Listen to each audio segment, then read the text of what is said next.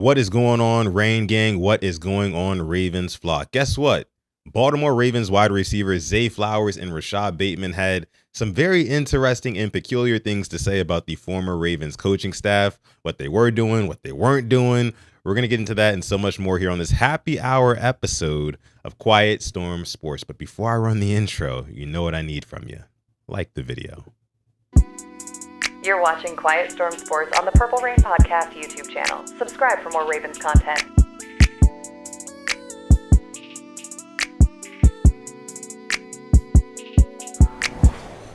Yes, sir. And just like that, we are back with another happy hour stream right here on Quiet Storm Sports. I'm with my guy, Coach at Sip2 Tally Films. Let's go ahead and clap it up for him. He's joining me again. Good. What's good? What's good, y'all? What's good? What's good? What's good? Yes, sir. Welcome in. Welcome in. I know we're running a little bit late for the people in the live chat. We're running a little bit late today. I had to take the dog out. You guys are very familiar with Ace. He was begging to go out, so I had to take him out before the stream because you know how these can go like an hour and a half, sometimes even damn 2 hours. So had to do that first. But welcome into everybody. Please be sure, like I said at the top of the show, like the video whether you're watching on my channel, the Purple Rain Podcast, or over on Sip2 Tally. Make sure you like and subscribe on both channels. We got some things to get into today. Unlike a lot of the previous weeks on this show, we actually have real deal training camp news to get into. Pads are on. You got players interviewing every day, kind of speaking their mind about things. So you guys know we're going to get into that. But again, like we mentioned, this is a happy hour stream. So you guys know the drill, right? You send the donies, we drink for the donies, right? That's what goes down. We already got one coming through on Coach's channel. Coach getting the 2-piece in his chat says, it's my birthday, fellas. The Super Bowl coming to Baltimore in 2026. That's right. Bucko Beezy. Luke, Bucko Beezy. Happy birthday. Happy birthday. You guys know the rules. So any super chat donation is a sip from me or Sip2 Tally. Any donation $10 or above is a shot for the respective channel that you send it to. Right. So if you send it to Coach's channel, he's going to take the shot. If you send it to my channel, I'm going to take the shot. You guys already know the rules. So I got something a little different for you today. What's that? What you got? Hold on. Ooh. Got something left. Oh, wrong way. That looked like it's like straight out of House of the Dragon or something. I like that. I am so disappointed. Speaking of how that the season finale is so fast. Oh, yeah. Is this Sunday? Sunday? Oh, man. I've been dreading the last episode of. I wish it was 10 episodes. I know. I think they do 8. I assumed it was 10. Man, I assumed wrong. But I'll tell you one thing though, it's been a great season. It's been a phenomenal season. Yes. Like people are saying, you team black, you team green. See, I don't even know at this point. You know what I'm saying? Like it's hard to tell because like I wanted to be team black, but like team black started being on some BS. You know what I mean? And green. They're really like the evil side of it, or at least some of them are, right? So I just don't know who I'm really rooting for, but like I'm just rooting for a great storyline, and so far they have definitely delivered on that. That's for sure. Yeah, I'm team Damon at the point. Okay, see that makes sense. That makes sense. At this point, I'm team Damon. I want them to say Damon blitz. for sure, yeah. Send Damon on a blitz. I mean, because he got the right idea at the end of the day. Hey, look, we got these dragons. And we got the advantage. We got the numbers advantage. Yep. Let's just go politics. F how everybody feels about everything. Let's just rule with the iron fist. But for some reason, Rhaenyra, she's too full on whether or not people think that she is the true and the validation that she needs, man. It's just, I hate it. I hate it. I'm team green. I mean, I'm team black, but we are losing right now. Yeah, definitely taking an L. I'll say that. Let me see. Give some shout outs to who's here in the live chat. We got some members in the live chat over here at PRP. We got Stretch626. I see you. Afia, what's going on? Ashley is in the chat as well. What up? We got Chris M is in the building as well. She says Sutton only roots for losers, so he's on that side. So we starting early today. For my good sis Chris. Neuro Psych Sports in the chat. I see you. Glaucoma. What up? ISO, what's going on? C Brittle says Team Black all day. I feel that, but like my guy Coach said, they getting their ass whooped right now. Let me see. Rolling with Davo podcast, dropping the 2-piece over here on PRP, says, keep up the great work, fellas. Will do, sir. And this drink's for you. Let's take a sip. Thank you, brother. Here you go. Okay. Thank you for the sub, Kali. All right, let's go ahead and get into our first topic of the evening. Here we go. And Reese63, we see you in the chat. Pay the bills. What up to you as well? First order of business, coach. Mm-hmm. So yesterday, actually over the past 2 days, you had multiple Ravens wide receivers speaking out, kind of directly, indirectly, however you want to look at it, about the previous coaching staff. So John Harbaugh, Todd Monken, you know what I mean? That elk. Mm-hmm. And I want to bring this up on screen here. Meanwhile, you got a super chat donation from JFree15, dropping the 5-piece in your chat. It says, Coach, are you going to the Atlanta game? If so, I'll be there. Most definitely. I will be there. That's the only ticket I have so far. So that's the only for sure game I'm going to at the moment. There you go, Jfree. Appreciate the super chat donation. This drink's for you, brother. This is for Jay. Yep. You got another one. You got 20 ball. You got 20 ball over on Coach's channel. You know what that means? It means a shot. It's a shot for both. I think stat-wise, Lamar is going to have a season like Rodgers in 2020 or Peyton in 2004. Thoughts? What do you think about that? I said it, if not yesterday or day before, that we're going to have a lot of skill players with average numbers. I think Zay will definitely do 1,300, but a lot of people will have 5, 6, somewhere in there with the receivers. But Lamar may throw for 42, 43. I think everybody's going to have okay numbers, but Lamar's going to have crazy numbers. I think Zay will get over 1,000. I think Derek get over 1,000. But Lamar is going to go absolutely nuts.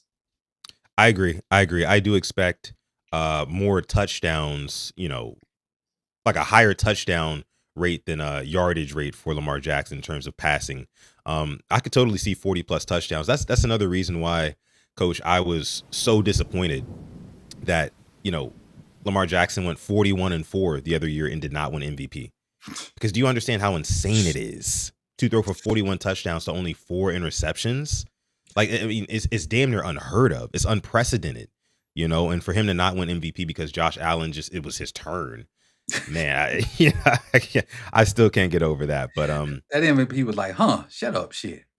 Yeah, it was bad. It was bad.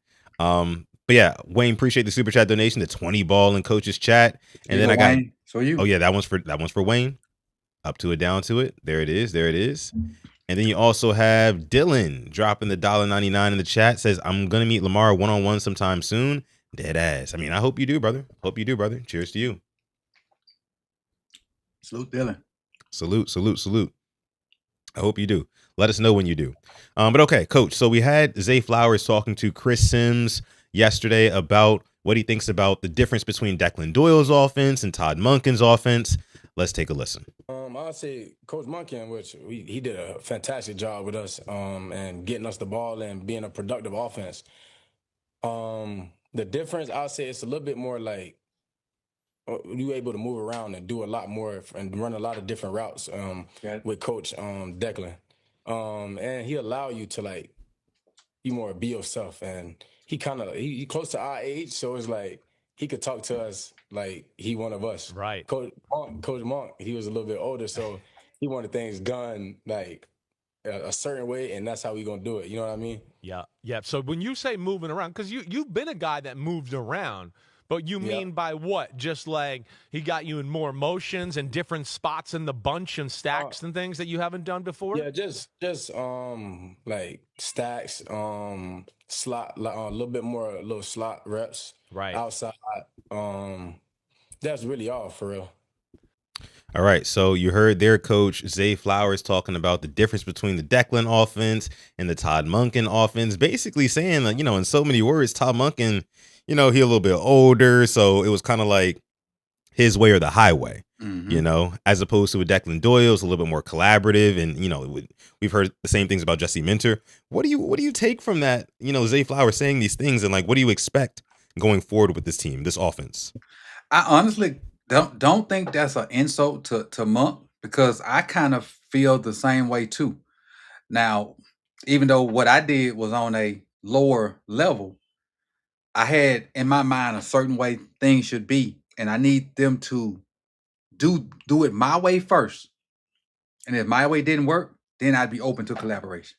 It seems like here, Munkin was kind of similar, or just didn't collaborate at all. But now it seems like Declan is open to collaboration from the jump. Like, and I can see that because Lamar's had so much success that you just got to come in and kind of what he did good, keep doing that, and then add your spin on it. But with Todd being an older cat, and Todd is probably just as old as John, if not older. You just got that. I don't necessarily think it's my way or the highway. It's what I did worked here, so I want to see you do it the way I know how to do it because it works. Yeah. And then until it didn't.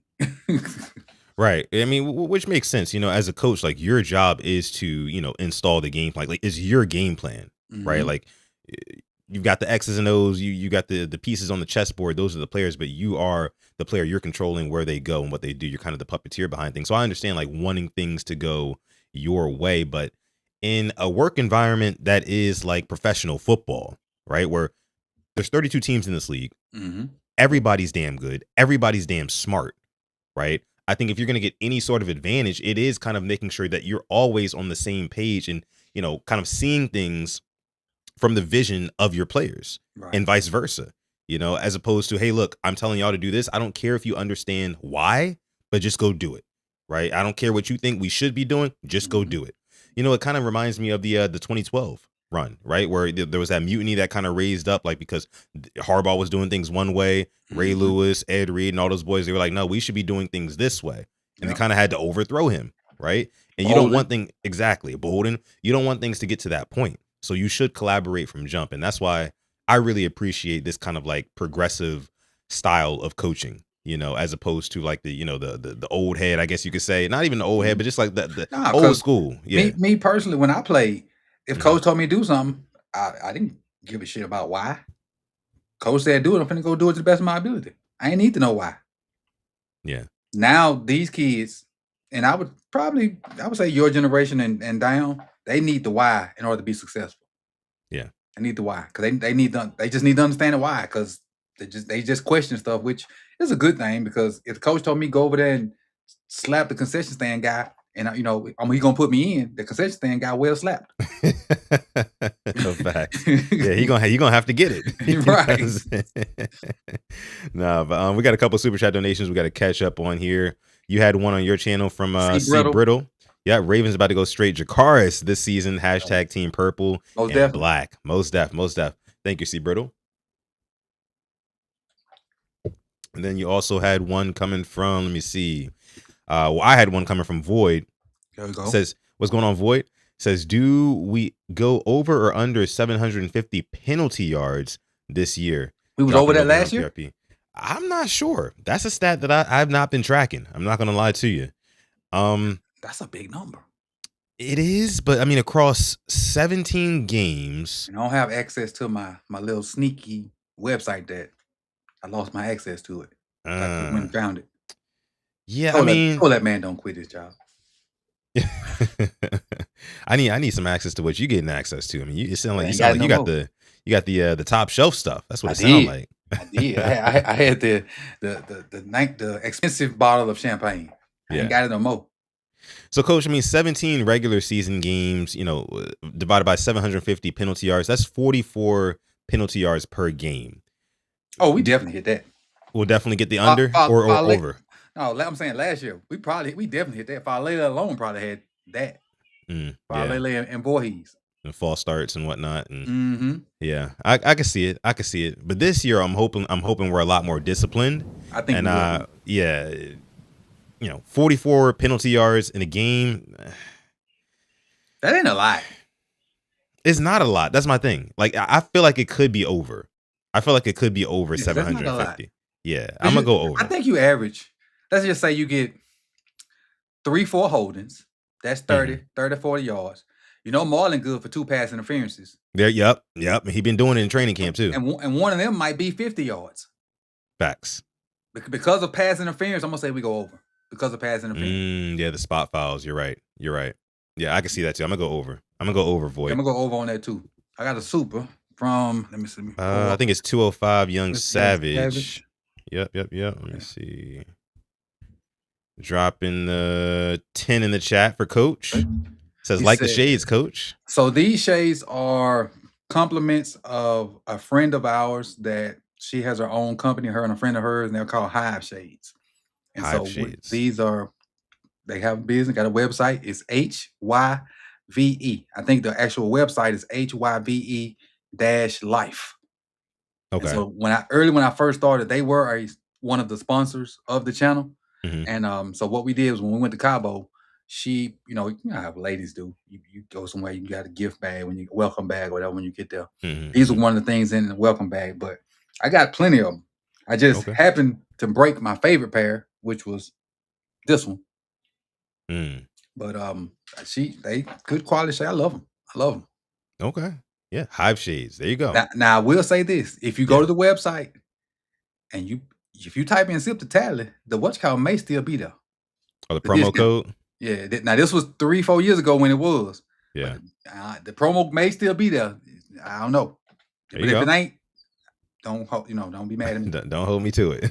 But here you go, Mr. 205 Young Savage. Oh, wait. Don't do it yet. Because he sent me one too. He sent me one too. So I'm going to do it with you. Okay.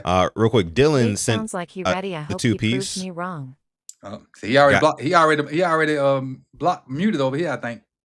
He muted? Yeah. What you mean? On my channel. So that's why he over there messing with you. Oh, okay. I see what you're saying. Dylan dropping the two-piece says, is Bateman's trash ass playing in preseason? See, Dylan. Disrespectful, man. Disrespectful. And there's no reason. At this point, it's got to be personal, either towards me or towards Rashod Bateman himself. Because, like, after you've been seeing what he's doing in training camp, how can you call him trash? I mean, but Dylan, this drink's for you, brother. You know what? Young I know Savage, normally what we do, but he was so foul and and Chris had to do what she needed to do. Fuck Dylan. I ain't drinking until. Damn. It's like that? How I feel. Fuck Dylan. Damn, coach. That's crazy. I'm not saying fuck Dylan. Yeah. I mean, Dylan, he done nothing crazy. He ain't did nothing to you. He ain't rubbed you wrong way. I hold shit in. I feel it. Damn, Dylan, what you do, man? What you doing, man? You trolling in the chat? I mean, he do be trolling. But I just, but I mean, he gonna see. Bateman, he gonna show him. 205. I'm still laughing. He said, fuck Dylan. That's crazy. 205 Young Savage. Dropping the 10 piece. It's all good. Dropping the 10 piece in the chat. Says, Bate sounds like he's ready. I hope he proves me wrong. Yeah, he does. I mean, like, we're actually going to play the Bateman clip here in a second. But I hope he proves a lot of people wrong. I got that book. You feel me? There's at least about 50 something names in it right now. Somebody came out the book. Was that yesterday? Yep. So after yesterday, after Bateman said what he said, and I'm actually getting ready to play that clip right now, I gave the chat one more chance. Mm-hmm. I gave him one more chance to kind of renege on their bait hate, and one person did. One person saw the light, they saw the vision, and I took him out the book. So I'm a forgiving Sutton. Don't ever say that I don't forgive and forget. You know what I mean? So it is what it is. But there's still plenty of names in that book. So I'm gonna be reading names when Rashod Bateman is doing his thing this season. We'll see. But this one is for you, Mr. 205 Young Savage. Salute, brother. Cheers. Oh my goodness. Woo! All right. Can I send this man back? Oh man. Oh, you. Dylan dropping the 5 piece in the chat says, "Damn, coach, what did I do? I'm locked back into your content. My bad. I've been busy lately." Oh man. All right. So I will address it. I'll take my FU back since you dropped 5. I'm sorry. I apologize. But please bring up Chris's comment. Let me see if I find Chris's comment. Let's see. What Chris say? What's the beef with Dylan? Where's Chris at? That one right there. This one? Yes. That to troll just cause is an issue to me. Like I don't go to other teams like YouTubers and troll or I don't come on. That shit fucking play. I guess I'm too old to understand it, and so it sits a certain way with me. And if you don't mean nothing by it, Dylan, I apologize. But that trolling, that shit sit different from me as an older gentleman. That I don't understand it. I don't understand why would you take the time out of your day just to come mess with somebody, to be funny. And that's it's probably just me being old. That's all. And like I said, I'll apologize if I'm wrong. I may overstep my boundary, but I just don't understand it. It sits a certain way with me. I get it. And but I'm older, and I know a lot of people do it. I know. Yeah, like, and see, that's the thing. Like, I have developed a very thick skin to troll culture. Mm-hmm. And just because, like, I kind of, like you said, I'm in a younger generation than you. I grew up with the internet for the most part, you know. And so, like, when the online forums and the chat boards, before I even had my own platforms, and people could like talk shit about me and stuff like that. Like, I would see like the hate that people hurl towards each other. Not to say that Dylan is, purposely hurling hate and stuff like that, but like people troll, and it's just something that's like fun for people to do. It's just an internet thing. Yeah. And like, I just kind of let it, go through one ear and out the other, but yeah, I totally understand. Like, if you how you feel about that as well. Yeah. I totally. So I apologize to you, Dylan. My bad. That was a little bit too far. I apologize. I'm sorry. That's the grumpy old man in me not understanding certain cultural pieces. My bad. I apologize. It's on me. That's on me. Yeah. I take that one. And it's definitely whack. I'm not gonna lie to you. Like, it is whack to do it, like, because I've never done it myself. I've never understood it. Like, I'm right there with you. I've never understood it to like do it myself. But I do understand that like some people find that entertaining. It's like entertaining to them, and it's like that's why I just don't even pay it no mind. I don't even pay it no mind, But anywho, and by the way, because you guys see in the live chat, the pinned comment is the shots are for me and my lady. She was busy in just this past second, so she's gonna pour one. Ace 205. Ace went one too. He's in the background. I don't know why he's barking. Ace, but you need to sit down somewhere. Go sit down somewhere. I'm not playing right now. Go sit down somewhere. Uh-oh. And he sat down somewhere too. So I'm gonna go ahead and do this for Dylan. I'm gonna go ahead. I owe him two. Two. With the one that he did on your channel and the one he did on mine. And then King Lee, I'm gonna take this one for King Lee because I actually owe King Lee one from earlier this week. I promised him one because he asked me earlier this week. King Lee, this one's for you. Cheers. Or let me before we play this Bateman clip. This one is for 205 Young Savage. So you're taking one too for 205? I already did. Oh, okay, for 205, okay. yeah. For 205. For 205 and for King Lee.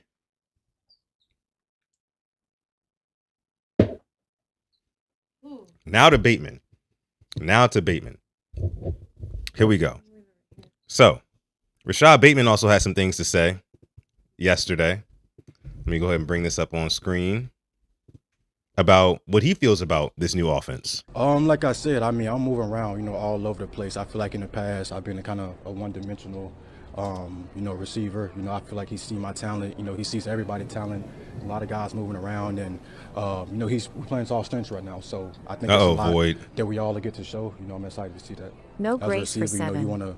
I remember being in that draft stream up at midnight on a school night, happy because I thought 7 would be the guy to change the franchise. Was 15 then, I'm 20 now. Done with 7, hashtag BBG. I think there's a lot in store for a lot of guys, this season. I feel like the details of it, and like I said, I moved around. I'm moving around a lot. I'm in the slot, outside, and I think that's a blessing for me. I appreciate him for, doing that. So I get to show my talent, more and more. So Coach and Void, we got a super chat donation from you, dropping the 10 over here on PRP. The shots are coming for you, brother. Don't you worry. But look, Coach, I want to get your take on this real quick. I heard a couple of like key words in there, like, hey, look, like I was one-dimensional. Like I feel less one-dimensional now. I'm being moved around. I get to showcase my skills. You need to have coaches that believe in you. What do you take? I mean, because listen, Coach, we've been talking about this. We have over 200 people watching live, by the way. Thank y'all so much for coming through. Hit the like button on both channels. Hit the like button on both channels. Show love on both channels. We appreciate y'all on this happy hour stream. Again, shots are coming for Void here in just a second. But I just think that, like, because what I've been saying all off season is basically this. Like, we have not been utilizing Rashod Bateman in the correct manner. 90% of the time, he's lined up outside. He was banished to the boundary. I said it yesterday on the main pod. Banished to the boundary, right? Like, you might as well send his ass to the wall, like Game of Thrones. You remember that? You know what I'm saying? Like, yes, I do. Living out his days out there. I mean, just vibing, you know? So I just don't think that, like, people are really giving Rashod Bateman a fair amount of grace for what was going on coaching wise last year. And he's really talking about that here. What do you think? Okay, so I'm gonna be the positive part of it is he's moving around, being able to run different routes and do different things in the offense. The devil's advocate part of it says to me is he moving around because of they believe in what he does, or he's moving around because they want to move Zay around and he's just when you move somebody, you got to move somebody else. So, but I think it's the first part. I think he can do both. I think he can utilize his skill set on both sides. But I can see the flip side. Well, okay, if we want Zay to be the mismatch, we still got to move somebody else to create that mismatch. But and either way, like somebody just said, they just want Rashod to make the most of his opportunities, and that's all I think any of us want, because he got the skill set to be a good receiver. He just got to take advantage of the opportunities. And the only thing that kind of put me down on Bateman was, like, a couple years ago, I was big on, like, when they wouldn't target him, he was always killing people off the line. And then it got to the point where I felt like he would quit on route sometime because if he didn't get the ball early, he kind of check out. Yeah, I mean, and that's kind of like the wide receiver. I don't blame him. I don't blame him either. I told Alex yesterday, I mean, hey, look, when you're only getting 2 targets a game, and like that basically means, hey, look, you have to be perfect. You got to catch both targets a game, and you better be scoring a touchdown, better be a big chunk play, something. Because if you drop a ball, if a ball is incomplete, and that's half your work for the day, I mean, how are people going to look at you? You know, so I just felt like they were underutilizing him. I think they were also utilizing him as well. But I do want to get to Void's comment here, his super chat. Void dropping the 10-piece in the chat. Thank you so much for making it rain here over on the Purple Rain podcast. Void says, no grace for 7. I remember being in the draft stream up at midnight on a school night, happy because I thought 7 would be the guy to change the franchise. He said, I was 15 then, I'm 20 now. I'm done with 7. Hashtag BBG. So, I mean, you kind of like grew up in Rashod Bateman, which is crazy to think about, Void. I'm not going to lie to you. But now salute to you. And, you know, I get it. You've kind of been off of Rashod Bateman because he's had 5 years of, I guess you could say, mediocrity. He's been banged up and whatnot. Coach, what you got? BBL, man. The chat is wild, boy. God, wow. Who's talking about BBLs? Oh, you heard about wasn't it Cam Newton and Emmanuel Acho? The BBL streams. I heard about that, but I'm talking about this BBL later. in this chat box right here. In the chat? Okay. And you ain't seen the chat? No, I got the super chat menu pulled up. Yeah, go ahead. Bearded bait lover. Oh my goodness. Who said that, Chris? I don't think it was Chris at first. I'm not sure. She was probably the one behind it. The first one I saw was Balenciaga Bateman lover. Hey, I like that one better. I like that one better. This one is for Void. Super chat from Void. Shout out to you, brother. Oh, I think I got my. Oh, I ain't got that one. Do I have that one? With the air horns? Yeah, I ain't got that one no more. I think I got that one. I took that one down. Yeah, I took that one down. Yeah, I got the little air horns. What I just did? Yeah, yeah. Mm-hmm. I felt like it was just like 5 minutes. Yeah, I know. I mean, they're stacking up. I mean, pretty soon I'll have to bring the shades out. They keep sending these. I just went on ahead and started. From the jump. From the jump. Baseball Lifestyle dropping the 5 in the chat, says Coach and Sutton, we forever stepping for you. You know the vibes. Shout out to you, Baseball Lifestyle. Appreciate you, brother. Appreciate you. Baseball Lifestyle. I hope you're here for the cycle soon. There you go. All right. So back to it. Back to Bate. You know, I've been seeing, as a matter of fact, Coach, like in real time online, the narrative is shifting around Rashod Bateman. You've got people posting his highlights from 2024, his highlights from 2022. You got people saying, oh, like based off of these training camp highlights we've been seeing the past week, he's our bona fide too. And shit, don't let it be one of those instances where Declan Doyle completely turns Rashod Bateman around. He could potentially be wide receiver 1. Look, coach, don't shoot the messenger. I'm just saying what I've been seeing on the timeline. Now, I'm not the one saying that he's going to be wide receiver 1. Hell, we just paid Zay Flowers $35 million per, right? But Rashod Bateman, he's got all the tools in the toolbox. Coach, can you name me one thing that Rashod Bateman can't do?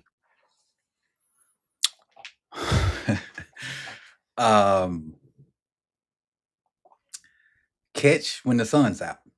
Neither can CD Lamb. CD Lamb can't do that either. I was gonna say that too. But that's I can't. He got the skill set. He just got to do it. He's got to do it. But like the skill set, he just got to when he get the opportunity, do it. He'll get more opportunities, and then he'll be a regular. I just feel like his route tree was so predictable, lining up as an X receiver.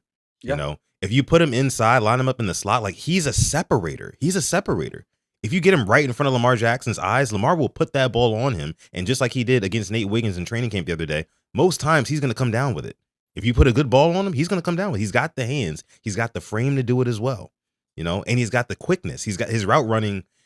I mean, like I put him a close second behind Zay. Given his size and everything like that. Because, Zay Flowers, he got a lower center of gravity, right? So it's a little bit easier for him to break off from guys and separate like that, right? Rashod Bateman, he's got a bigger frame, but he can still separate, So I just feel like in this Declan Doyle offense where they're saying that they're going to be moving him around and like being multiple, the defenses are going to be basically playing a guessing game at all times. And that's what I'm most excited to see. Yeah, I look for a big year for Bate. New opportunity, new coaches. I just look for a big year for Bate, especially with looking at the target share for the Bears last year. He's gonna get targets. Yeah, he is.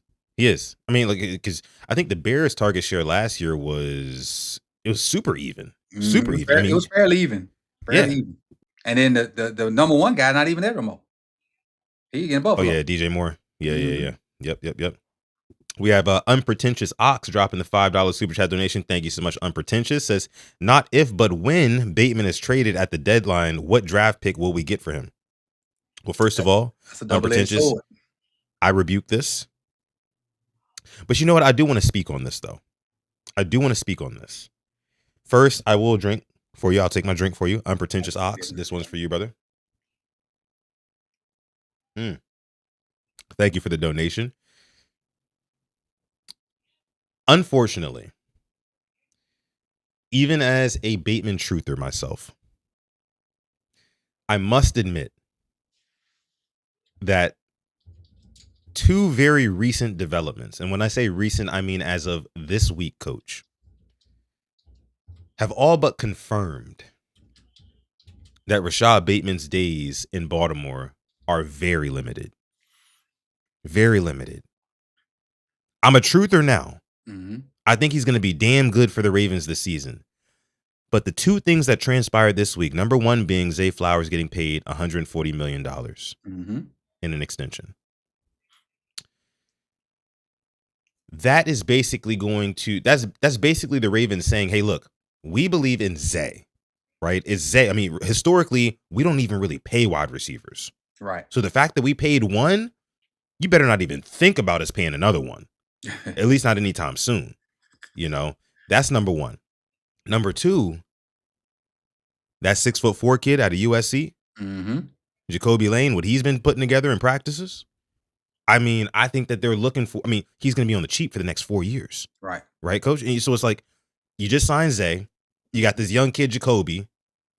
If they're kind of like the 1 and 2 for the next couple of years, if Jacoby can be that guy, if he can prove himself in games in the regular season, Bateman's kind of the odd man out. Because you still got Derrick Henry. We're still run first. Yeah. Right? So Bateman's the odd man out. So I just feel like whether or not, here's my thing. Because I've seen you mention this on your channel. I've seen Jose and Brodney mention this on their channel. And maybe a couple of other Ravens content creators as well. A lot of people see it as a double-edged sword with Bateman. It's either, he produces enough to where he has trade value, or he doesn't produce and we can't get pennies for him.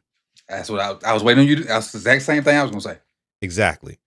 And so I feel like if Bateman hits a certain threshold in terms of yardage and touchdowns this season, he's gone.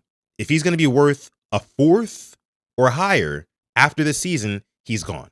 Yeah. So I'm with you. If he gets traded, appreciate you pay the bills. Appreciate it. Appreciate that. Yeah. You heard what he? Wait, did you can't hear? You can't hear it on my end, can it? When it's talking. See. Oh no, I can't hear it on your end. No. He says the amount of content wide receiver 4 be getting is crazy. He's not wide receiver 4. Wide receiver 4 is nuts. Pay the bills. I'm not gonna lie. But I will say this: if Bate gets traded, it won't be during the season, because if he goes off like we want him to during the season, we're going to need him to do what we want to do. Yeah. And if he's not doing anything come trade deadline, what value does he have? So his trade situation won't rise until the off season. He'll be trade bait in the off season, not during the season. During the season, if he's going off and doing what he needs to do, but that's going to help us with our Super Bowl run. But Coach, go ahead.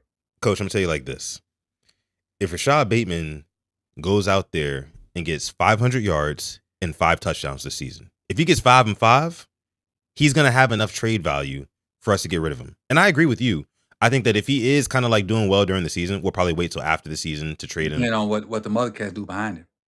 That too. Because if they go less than 5 and 5, well, we might gotta keep him. Yeah, might gotta keep him. Exactly.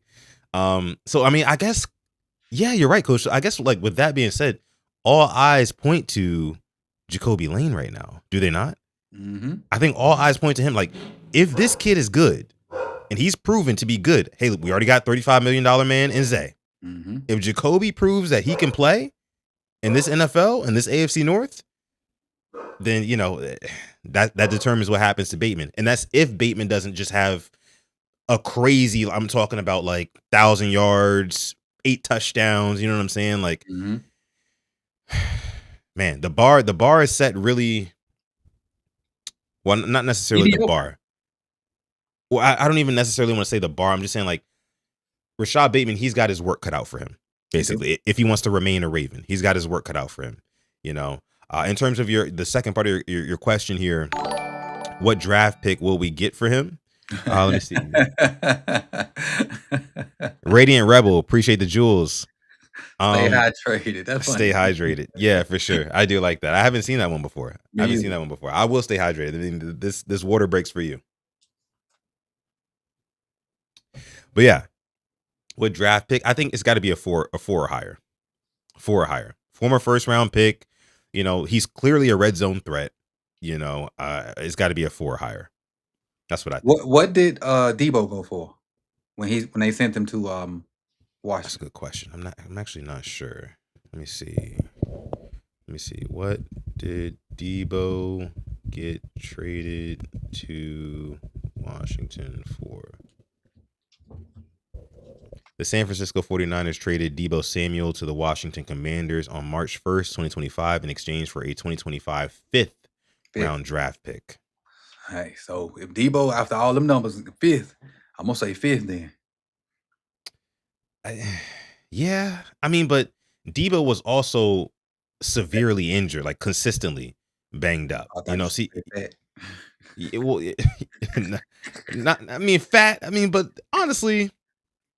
his size was a part of his game. You know what I mean? Like his physicality. Because he was running the ball at the backfield and everything. So he exactly this small cat.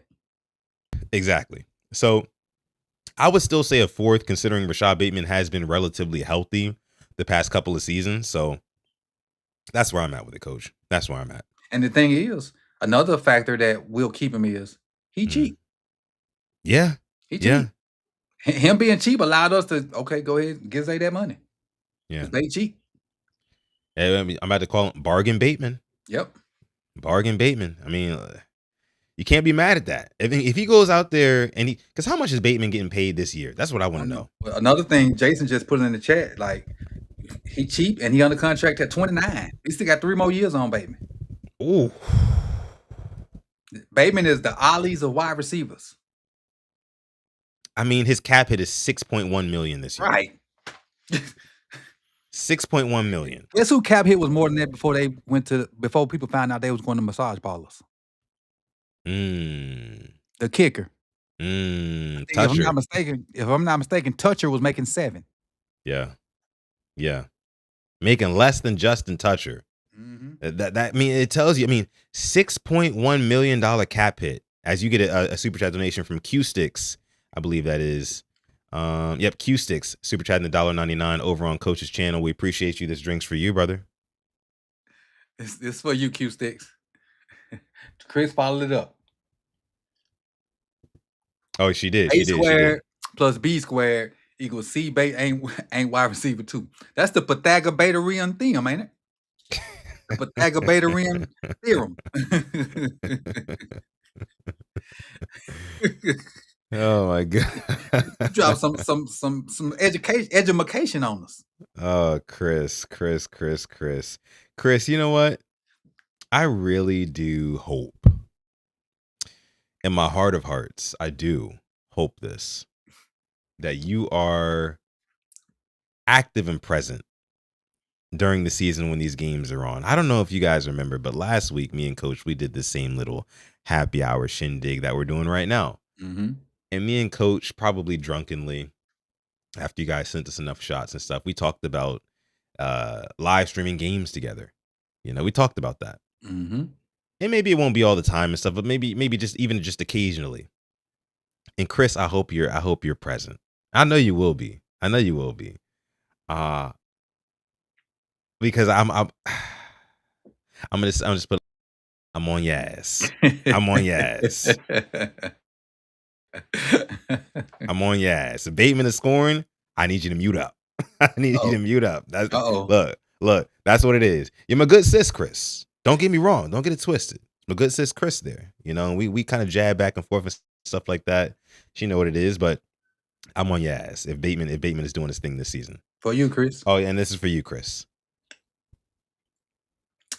You know what that made me think about, and you may not remember this because you're not. The Cosby Show was when I was your age or younger. They had an episode where you ever seen Showtime at the Apollo and they used to have the Sandman on there and he would come out when people got booed? Yeah, so they had the Sandman actually on the episode of the Cosby Show. And so he was tap dancing, tap, tap, tap, tap, tap, challenge. That's what I feel like Chris doing to you right now. Tap, tap, tap, tap, tap, challenge. That's what she always doing. Every day. I mean, I'm just used to it now. You know what I'm saying? That's what Chris do.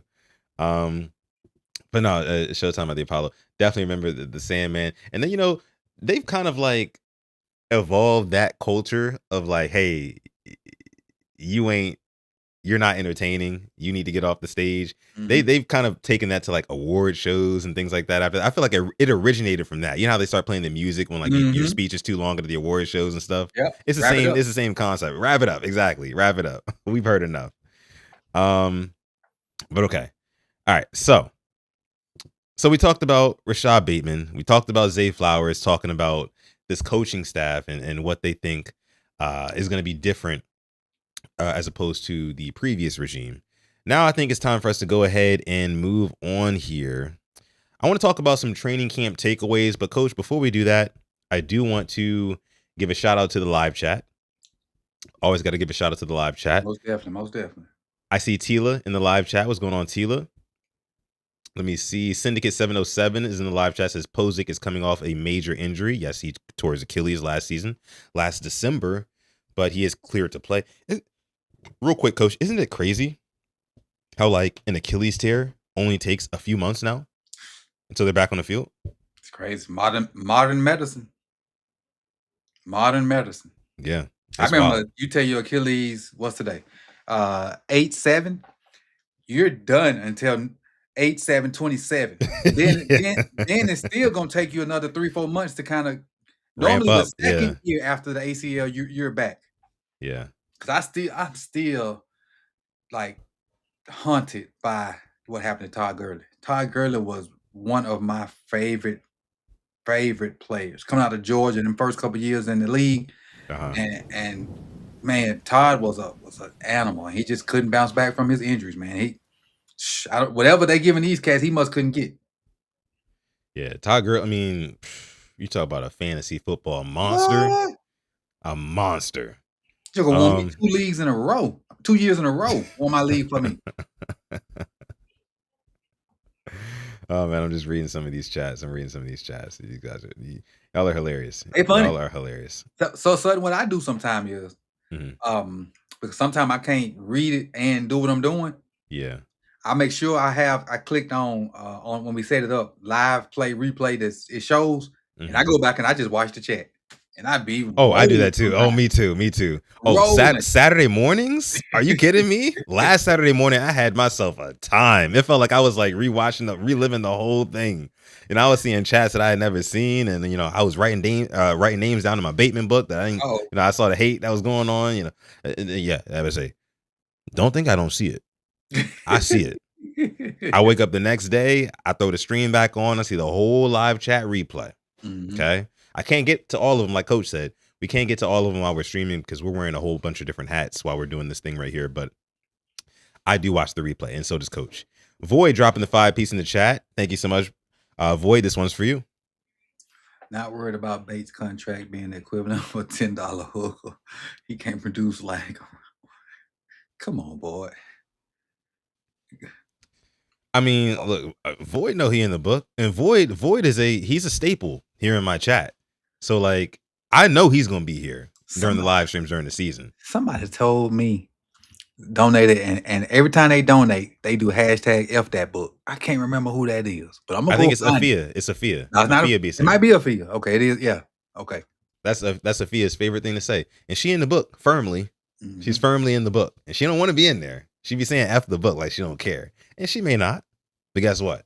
When the season rolled around, you in there. You in there, sis. You in there, sis. It's all love, though. Love y'all forever. Dropping the 2-piece over on Coach's channel. Says, y'all think JK playing more than 10 games? JK Dobbins, I guess he's talking about. Ooh.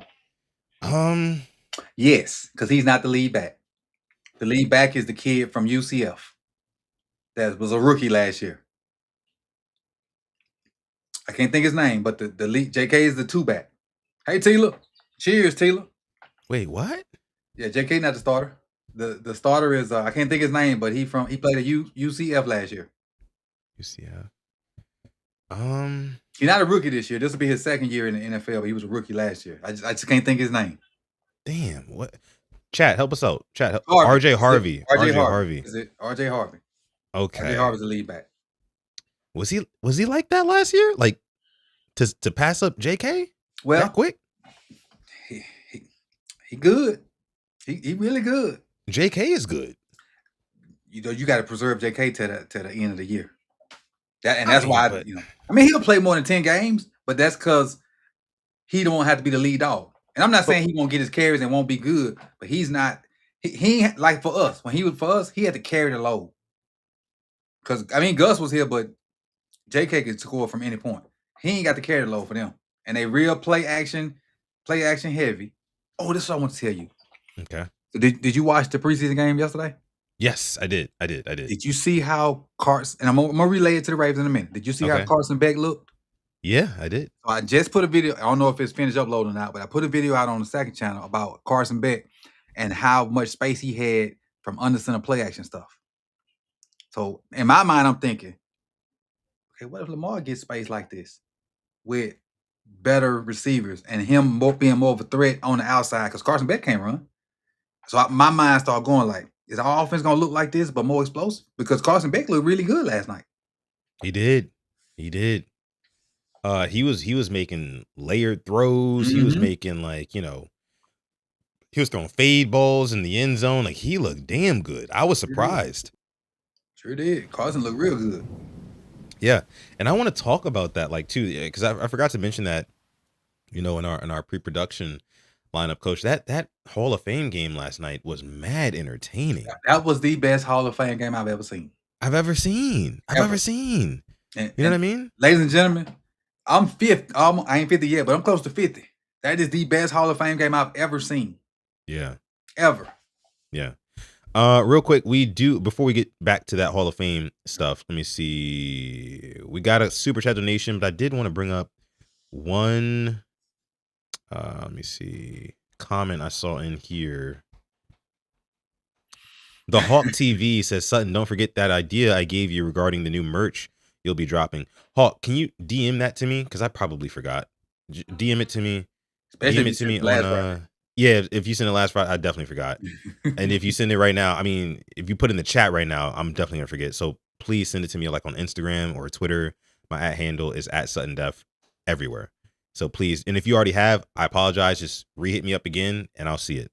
Because I'm open to all ideas. I am. By the way, we got some big things coming out here on the Purple Rain Podcast YouTube channel. I know you guys love to interact with the channel and the show and stuff like that. We've got a lot more coming your way to make that happen. So make sure you stay tuned to PRP here. But we did get some super chat donations here, Coach. We got one from K-Bar Moving. K-Bar. I'm paying you. Broke back Bateman is nuts. Okay, all right. That's so cool. we're gonna bring this word back in 20. We have retired this word for 2026, but for that right there, we're gonna bring it back. That is diabolical. Diabolical. Me and my wife have retired that word from what's called, but and guess what? Guess what? Your name is going to Sharpie. It's going to Sharpie. Anybody who puts monetary value behind bait hate from here on out, your name is going in the book in Sharpie, not just regular pen. So let me see. Who was that? That was K-Bar Moving. Mm-hmm. K-Bar Moving. In Sharpie, your name goes. You're special. You're special now. That means you can't come out.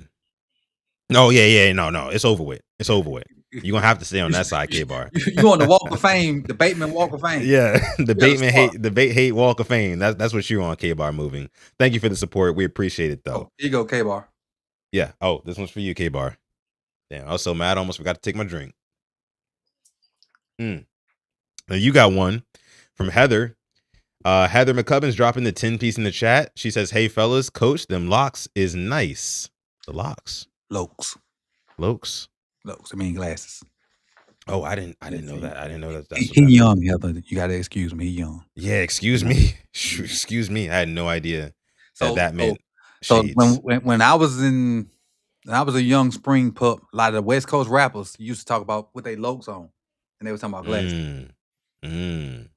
That's so lokes mean glasses. You know, he be all right. I'm gonna learn him something.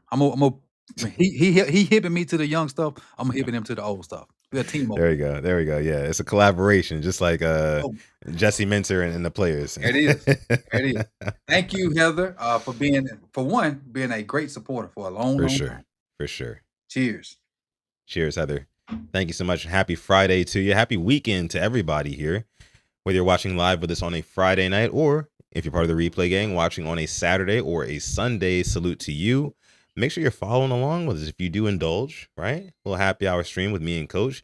You know, we like to have fun here. Hopefully you do too. Always enjoy responsibly, of course. Sip responsibly. That's the word. Sip responsibly, of course.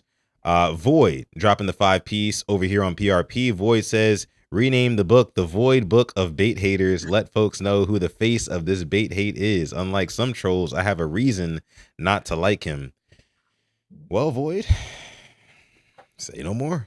Okay. You know what I mean? Let me see. So I won't put you at the front of the board in there and marker. Yeah. Then you need to go get a highlighter and highlight it.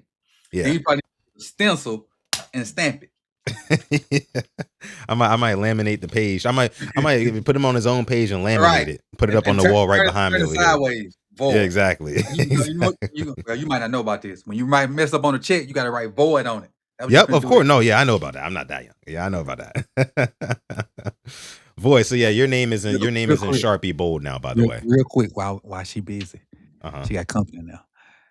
So we went to the casino in New Orleans. Okay. And so you got to get carded before you go in there. Right. And dude asked, he was. I said, bro, look at these gray hairs. I need to be carded. He's like, yeah, come on. He's like, y'all can come on. For Void. He's like, y'all can come on. Mm-hmm. My wife looked at him. No, card me. ain't finna call me old. Card me. Yeah, I'd be sometimes. Well, I haven't gotten to that point, but I have gotten past the stage of, because like y'all know, I'm 30 years old, right? I've gotten past the stage of like being offended that somebody would card me. You know what I'm saying? I've gotten past that stage, that young stage. I'm in the stage now where it's like, if you card me, I'm low key like a little like flattered, like, oh, okay, you know what I'm saying? You think your boy still, still got it, whatever. And I probably still do. I don't know. I'm only 30 years old. Anywho, if you do, or if you don't card me, I'm like, damn, am I getting old? And I gotta look. Yeah, I don't got as much gray as you, Coach. Like not nearly as much, right? But I got a few pieces, right? It's up here. It's mainly up here, but it's definitely in my beard too. It's coming in. It's coming in soon. So I don't know. I enjoy being carded. I'm at the stage where I low key enjoy it. I don't mind if I don't, but I low key, if I do, I'm just like, all right, cool. Anywho.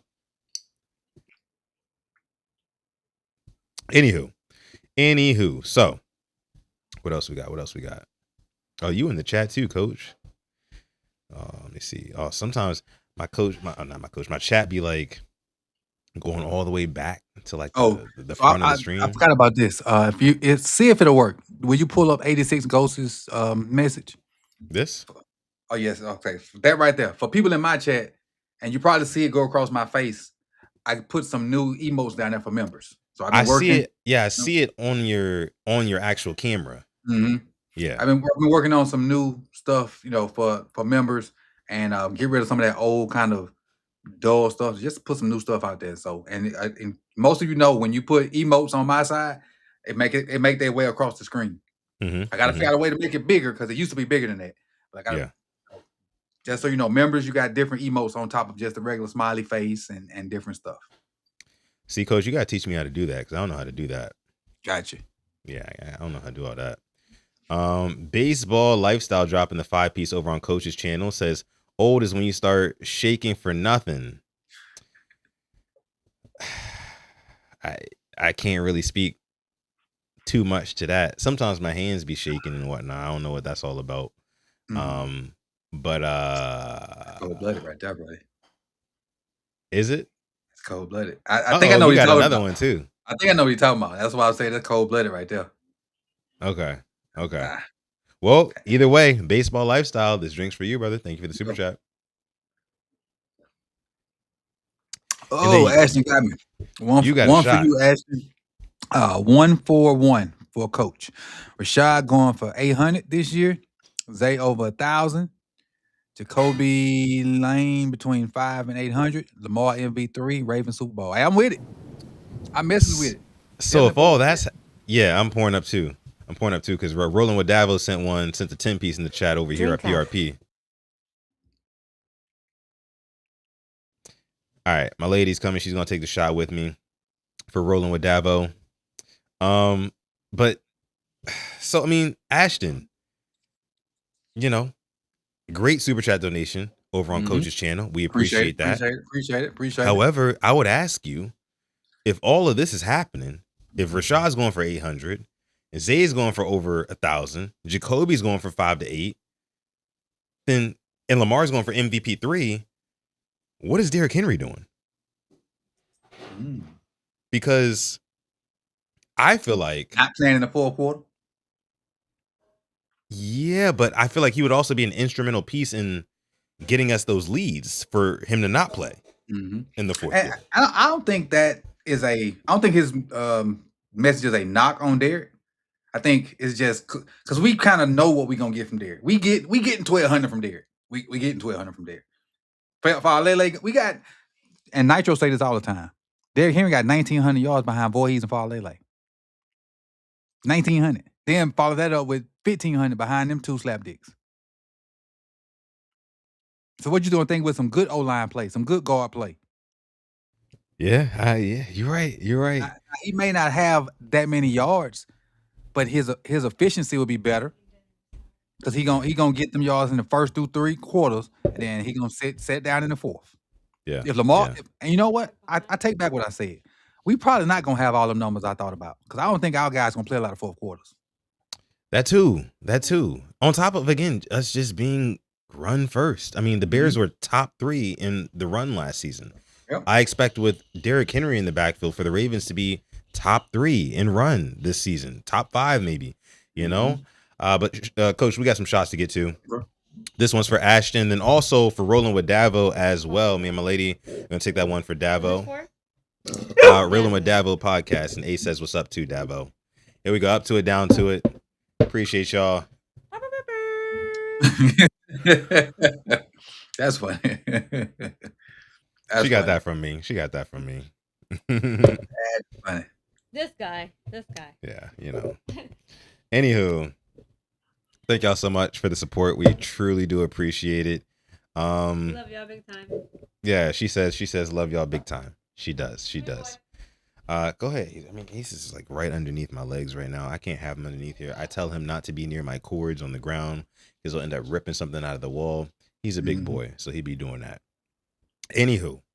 All right. So what do I have to get to next on here? Okay. So as we know, Coach, Zay Flowers just signed his deal earlier this week, right? And today, the details of his extension came out. The details of his extension came out. And let me go ahead and put that up on screen here. And it looks like you have another super chat donation. I do. I'm pouring that from Heather. Yeah, Heather dropping one in the chat, a 10-piece in the chat. And while you're doing that, I'll go ahead and pull this up on screen. My little fancy dancy shot glass for y'all that didn't see it earlier. There you go. That's a nice shot glass too. I like that. And we love that super chat donation from Heather dropping the 10-piece on Coach's channel. Coach, drink up. There it is. Y'all gonna get Coach up out the paint. Y'all gonna get him out the paint. Y'all got him out the paint last week. I got you at 9 o'clock. Oh, do you? In the morning. Okay. In the morning. Oh, in the morning. Got it. You also got another one from A. Simmons dropping the 2-piece in the chat as well. Who's the second tackle on the team? Shoot. Ooh, that's a good question right now. You saw wait, real quick before you answer this. Did you see the Jonas Schaefer tweet earlier where he tweeted out that dude who reportedly studies offensive line? He graded every offensive lineman in the league. I didn't see it. He rated. Let me show you because I tweeted about it earlier today. Let me show you. By the way, y'all, this is me and my lady. For those of y'all who ain't seen, this is me and her, my love. You know what I'm saying? So in case you're wondering who it is coming in and taking the shots with me, that's her. Anywho, let me see. I tweeted Jonas Schaefer about this. Let's see. Check the replies, maybe. Yeah, right here. So, Brandon Thorne, who rates offensive linemen, I guess, for a living, right? I know who that is now. There you go. So Ronnie Stanley was ranked left tackle 20 out of 40 in the league. Roger Rosengarten was ranked right tackle 9 out of 32 in the league. So that was just his take on it, I guess. But what are your thoughts about that? Interesting. I would have thought it'd been reversed. Really? I mean, well, yeah, you would think. Because I sure was not about to call him our second best tackle. Really? Yeah. Well, maybe they're considering, because was Ronnie in and out last season? Because I feel like the last couple seasons he's been kind of banged up here and there. He was out a little bit because Vincent was his backup, and Vincent didn't play a lot of snaps. So Ronnie probably played the most he's played in a while last year. Yeah. So I mean, so you're putting Stanley 1 and then Rosengarten 2. That's what you're saying? That is not what I'm saying. Oh, other way? Stanley is 1. Yeah, that's what I'm saying. That's what I said. Carson Vincent is 2. Oh, Vincent. Okay, gotcha. Carson Vincent, or I would have said Emery, but I heard that Emery played guard is playing guard, even though they said he was tackle. But if Emery is a tackle, I'm gonna say Emery. But if Emery is a guard, I'm gonna say Carson Vincent. Yeah. especially with what he's been doing and the work he's been getting on that left side versus the ones. Because Ryan's been sitting out. So Carson has been playing against Trey Henderson, Zion, Mike Green. He's been playing versus the starters. And I'm telling you, them reps are probably invaluable. He's probably gotten so much better in these past 2 weeks than he did all of last year. Yeah. No, I agree. And, the news of him getting into it the other day with, what's his name? Tavius Robinson. I loved that. I loved that. And the fact that, with Ronnie Stanley getting these vet days and Carson Vincent kind of sliding in there, those reps, like you mentioned, are invaluable to him. And if he's asked to step up at any point this season, I do have some faith. I have some confidence in Carson Vincent, because we saw him last Thanksgiving, right, Coach? I think he played. I think so. Him and Emory Jones. Him and Emory, yep, side by side. Yeah. And they weren't terrible. Terrible. Exactly. So it's like, I think we're developing some strong young offensive linemen. I do. But for A. Simmons, let me piggyback off my own answer. Okay. I'm going to give a lot of them passes. Different coaching styles, different schemes, different ways of being taught stuff. So while I'm kind of crapping on Rosengarten, I'm sorry, I always put that ER on there. Let me see him in a game. Let me see, because like I said, new staff, new way of being taught. I think Ledford is the best in the business, O-line wise. Just let me see him play for real. And we ain't gonna see him in the preseason. So give me week 3, week 4 before, and circle back on that one. Yeah, let's do that. Maybe that can be an episode of Coach and the Casual. Maybe we'll look at it together or something like that. Because I really appreciate and value your offensive line knowledge. I do. Heartbeat of the team. Yeah, it is. It's the most important piece of the team. It's the most, the heartbeat, like you mentioned, is the most important piece of any football team. So the fact that you have expertise there. All 5 of them guys got to work as one. If not, the defense don't need but one person to make a great play. One, you can cover everybody. Just think about this. You can cover everybody, but Aaron Donald get through there and make a sack. Who did their job? Aaron Donald. I'm sorry, you cannot cover everybody. And Aaron Donald could just break through off the snap and get a sack. So nobody did their job by Aaron Donald, and the defense win. And then you think about this, they don't get no pass rush. Quarterback got 5, 6, 7, 8 seconds to throw the ball. He throw it, a safety go get a pick. Who made the play? The safety. 10 other jokers ain't do nothing. On offense, if all 11 ain't doing what they supposed to do, shit probably gonna work. Especially up front. Communication off, it ain't gonna work. Yeah. So I always feel like you should build your teams from the inside out. Yeah. The only exception, quarterback. That's a bar. Coach. A couple super chat donations to catch up on here, Coach. Kwame says drink up sudden is already written for Bait. Shout out to the Bait squad, the Bait hate squad, I guess. Kwame, this drink's for you, brother. Yeah, I'm with you, Jason. Warhop ruined the line. I agree. Yeah, George War Crimes, Warhop. But yeah, Kwame saying is already written for Bait. I don't know why you say that. You're going to be the same one singing Rashod Bateman's praises when he's scoring touchdowns in week 1, by the way. I've already said I think that Rashod Bateman's going to score a touchdown before Zay Flowers does. I'm banking on that. Doesn't mean anything really, no, but listen, I'm going to be on y'all ass when it happens. Right. Just saying.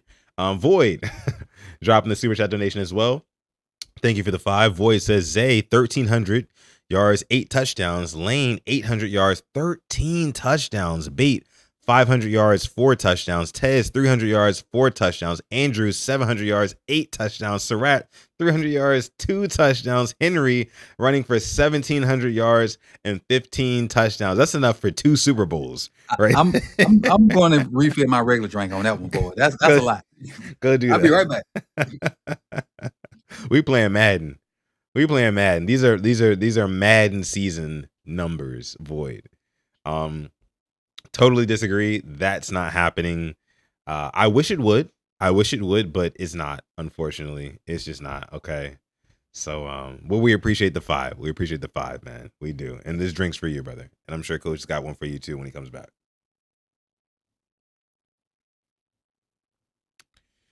Ooh, all right. So we got sidetracked. That's okay though. It happens sometimes on these happy hour streams. Be sure to like the video, subscribe to the channel as well. Okay. Like the video, subscribe to the channel as well, both channels, wherever you're watching, either over here on the Purple Rain podcast or over on @Sip2Tally Films. Okay. So we are back. Let's go ahead and get back into this Zay Flowers contract, right? So obviously he signed the deal earlier this week for $140 million, 108 guaranteed. Here you see now the details of it. $54 million of it is guaranteed at signing, which is great for Zay Flowers. 26.5 more next March, 27.5 more in March 28th, and practically a 4-year, $108 million deal. So the cap hits 2026 this year, 7.9, 2027 next season, 11.5. And then after that is when Zay Flowers officially gets expensive. In 2028, $36.8 million cap hit. 29, 37.8. 2030, 40.3. In 2031, 37.3 million. So the way I see it, Coach, and let me know if you agree, I feel like Zay Flowers still has a little bit of prove it runway. If you catch my drift here, because like they gave him the deal, but he's not expensive for another 2 years. Right. So I said it the other day on the main pod.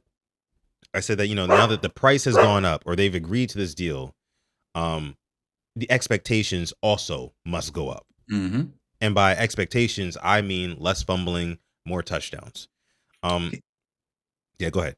I would say he won't see them at 28 without a renegotiation. Unless he just, for the next 2-3 years, he just go off, like he keep ascending. If he keeps ascending to 15, 16, 17, 1,800 yards, he won't see. He may see it in 28. But 29, 30, 31, he ain't getting that. That's such a good point. That's a great point, Coach, because it gives the Ravens a runway to see, like, okay, we gave you the extension. You're not expensive for another 2 years. Even though we gave you the extension, you're locked up now. If you do not produce on the level that we expect you to, because I mean, we're all expecting Zay Flowers to get better. We are. But in the event that that does not happen, the Ravens have protected themselves. And by 2020, 2028, they can say, okay, look, past 2 seasons, you haven't been that good. You've had Jacoby Lane outproduce you. You've had, God forbid, Rashod Bateman outproduce you. Hey, how about we restructure this contract? Contract. We gave you 54 up front. Let's restructure the deal a little bit. Yep. You got to help us out. And you want to stay with Lamar, right? Lamar, because by this time, by 2028, I assume Lamar's going to be locked up for another 3 years. When he gets his new deal. What's this? 26? It's 26. Yeah. So I think Lamar's deal will be 4. Right. 4 years. 4 years of whatever numbers are. 4 years. Right. So by 28, I think he'll have 3 years left on that deal. So this is a smart deal. This is a very good deal, and the way it's structured is beautiful. I love it. I do have a question though. Well, up under where it says cap hits, it says 3.4 million lost. Who lost that? Zay or the Ravens? I think the Ravens. The Ravens lost that. Because there was already money that was promised on the last couple of years on his current contract. And I think that the 7 point, I can't be for sure. I would love to have what's his name, Brian McFarland, on to talk about that, to break it down a little bit more in depth. But I just can't imagine that Zay Flowers would have lost out on money. You know what I'm saying? Like, it's just the way that these contracts are set up. I mean, the Ravens are owned by Steve Bisciotti, who is a multi-billion-dollar figure. I just can't imagine that Zay Flowers is going to be the one losing out on a couple of $1 million. And his agents were okay with that. You know what I mean, Coach? Like, knowing that they have that much money in the bank. So I don't know, but I'd love to talk to a capologist to confirm. Let me see. So we do have some more super chat donations. We have another one from Void. Void dropping the 5 in the chat. Void says Zay 1300. Wait, did I already read this? I read this one. Yeah, I read this one. I walked out on. No, this is the one here. This is the one right here. This is a new one from Void. Radiant Rebel, thank you for the I joining the rain gang. I mess with this one, Void. This one could be realistic. This is realistic. I mess with this one. So Void says 4,300 passing yards with 39 touchdowns. Lane as a red zone guy. Stat line seems legit. Not too far from 2024 overall. Yeah. They went 41-4 in the year they gave Josh Allen MVP. Very realistic. I could see Jacoby Lane like 5-6 touchdowns. Yeah. I can see that. I mean, as a young rookie, 3rd round pick, defenses, they're not spending 3-4 days a week preparing for Jacoby Lane. Right. Oh yeah, tall kid on the outside, you know what I mean? Unless it gets really bad really early. Mm-hmm. You know what I'm saying? Like if really early in the season, first 3 weeks, he's just taking over the league, then yeah. When Ravens week comes up, you got to look out for number 6. But if that's not the case, then I think he'll definitely be able to kind of leak into the end zone, for lack of better terms, at least 5 or 6 times and catch a wide open one or maybe a couple of contested ones as well for touchdowns. So this is a lot more realistic, Void, and to that I'll drink. Here you go, boy. And Brew dropped a good comment. He said, nah, fam, they're giving a real discount. They're giving they're giving the team a discount so they can win. You have to spread the money around and keep talent around. I think the top players see what it is. I do agree with that. I mean, I agree with you should get your money, but I do agree that if you serious about winning, if you take all the money, the organization ain't gonna get you no help. Look at Joe Flacco. Yeah. Joe Flacco took all the money after the Super Bowl. No help. He went over there to Cincinnati for 2 weeks. He's like, oh, this is what this feel like. If I could have had this when I was younger, boy, we could have been something. That's why Tom Brady did what he did. Exactly. He took discounts because he knew what it took. Hey, look, if we want to have a squad around us that can actually compete for a championship, I got to take less money. Because at the end of the day, it's like, what's the big difference between, and this is relative to contracts today, what's the big difference between me making $55 million a year and $49 or $48 million a year? I'm still going to be able to live perfectly fine as long as I budget my money. Hell, most of us are not, 99% of us are not making $1 million a year, even $1 million. Right. So if I'm making 49 and you can't make that work, right? You know what I mean? Maybe, some of these athletes out here, we talked about this before, I think, Coach, some of these athletes out here is, but I had to get the six Bugattis and the 4 mansions, you know what I'm saying? So after all that, you got to get that. And then, you got to get 3 gold chains, you know how they be. And I got a trick. That's why their money be going with that. That's the ones that go broke. They fail to realize that. They be out there tricking. They be out here in Houston, you know what I'm saying? Yeah. They be at the clubs and whatnot. They be taking shorties. Tricking. Yeah, that's exactly buying a bar. Yep, buying a bar. Exactly. Or letting that juice get too good for them, and they getting the juice from the wrong plant. You get the juice from a bad plant and mess your whole life up. It's true. That's true. Gotta be careful, fellas. Look at Coach winking.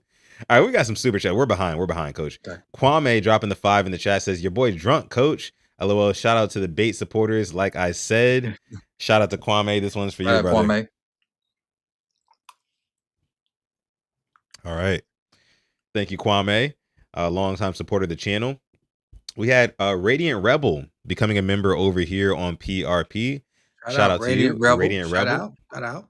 By the way, if you are a member over here at PRP, there are tons of benefits. You can also, on top of watching these free live streams, you can get exclusive content over here at PRP. You also get access to our giveaways and access to our fantasy football league, which is currently still recruiting. Coach, I sent you the link earlier. I don't know if you signed up yet. I was doing something, but I did get it. Okay. We got about 5 spots left, I think, in the first league. I'm thinking about opening up a second league. If there's more interest in it. I'm thinking about doing a second league. And then we'll my first one just filled up too. And so I'll be, floating that idea out there for a second. My first one filled up today. So I got 12 in the first one. And I think in the past 2 years I've had 2. But I got 12 in the first one. And if there's interest for a second one for members and Patreon members, just let me know and I'll open up a second one like I normally do. Yeah. I'm thinking we're probably gonna end up doing the same thing. But yeah, if you want to join the Rain Gang Fantasy League, all you have to do is just join our channel membership, and you're automatically eligible. Eligible. And so you guys sending me too many of these drinks. You guys need to slow down. You need to slow down, okay? I'm getting to that point. You feel me? The shade's gonna come out. The next shot, the shades are coming out. I promise you. Anywho, if you want to be eligible for our Rain Gang Fantasy League, all you have to do is join our channel membership. And then hit us up on Instagram or at our email, simplysuttondef@gmail.com with the word fantasy, and we will add you. King Lee is now a member of our Rain Gang membership, so I'm sure he's going to hit me up with that fantasy in the Instagram or through the email, and he will be joining the fantasy league as well. And the winner of this year's Rain Gang Fantasy League will win a free Ravens Next Flight jersey. Okay, so there's some skin in the game. So thank you, Radiant Rebel. Thank you for King Lee as well joining the membership. And we also have a super chat donation over here from Voice, the same stats as the last super chat, just totaled now. Oh, okay. Shout out to you, Void. Thank you. I think I'm gonna I might do the same thing for that winner. Yeah. Might do this. I like that idea. Little giveaway. Because you know what? The one I win from you, I'm gonna give it to that's what I'm gonna do. Oh, see, look at Coach. Look at Coach. Not knowing me and Alex, we up in there. You talking about so he about to beat us. He about to beat all y'all. Look, nah, I ain't letting it happen. I had to put some skin in the game this time, Coach, because like sometimes in the fantasy football leagues, like I be in and out of it, week to week, like life and making content and sometimes even actually betting on games and stuff like that. Sometimes I let my fantasy football go by the wayside, but no more. This year. Use the morning. Yeah, we on it. To use the morning is my fantasy day. Unless some kind of breaking news happens. That's when I change my lineups, try to do my drops or pickups or whatever. And then because the rest of the week we busy. Yeah, we busy. So it is what it is. Baseball lifestyle 4332 says I bought an i8. What's an i8? What are you talking about? Audi or a BMW? Oh yeah, all them cars. See that? That's what that is. Let me see what that is. It's a Audi. I want to say it's an Audi. Yeah. If I can spell. Yeah, AUDI. Ooh. Oh no, they make a R8. RA? Okay. They make a R8. They don't make an I8. What's an i8? He said what i8 is? Is it BMW? BMW. It's BMW. BMW. Yeah, BMW. Yeah. I knew it was one of the two. Bruh. They nice. Bruh. They like that. For sure. Bruh. For sure. Bruh.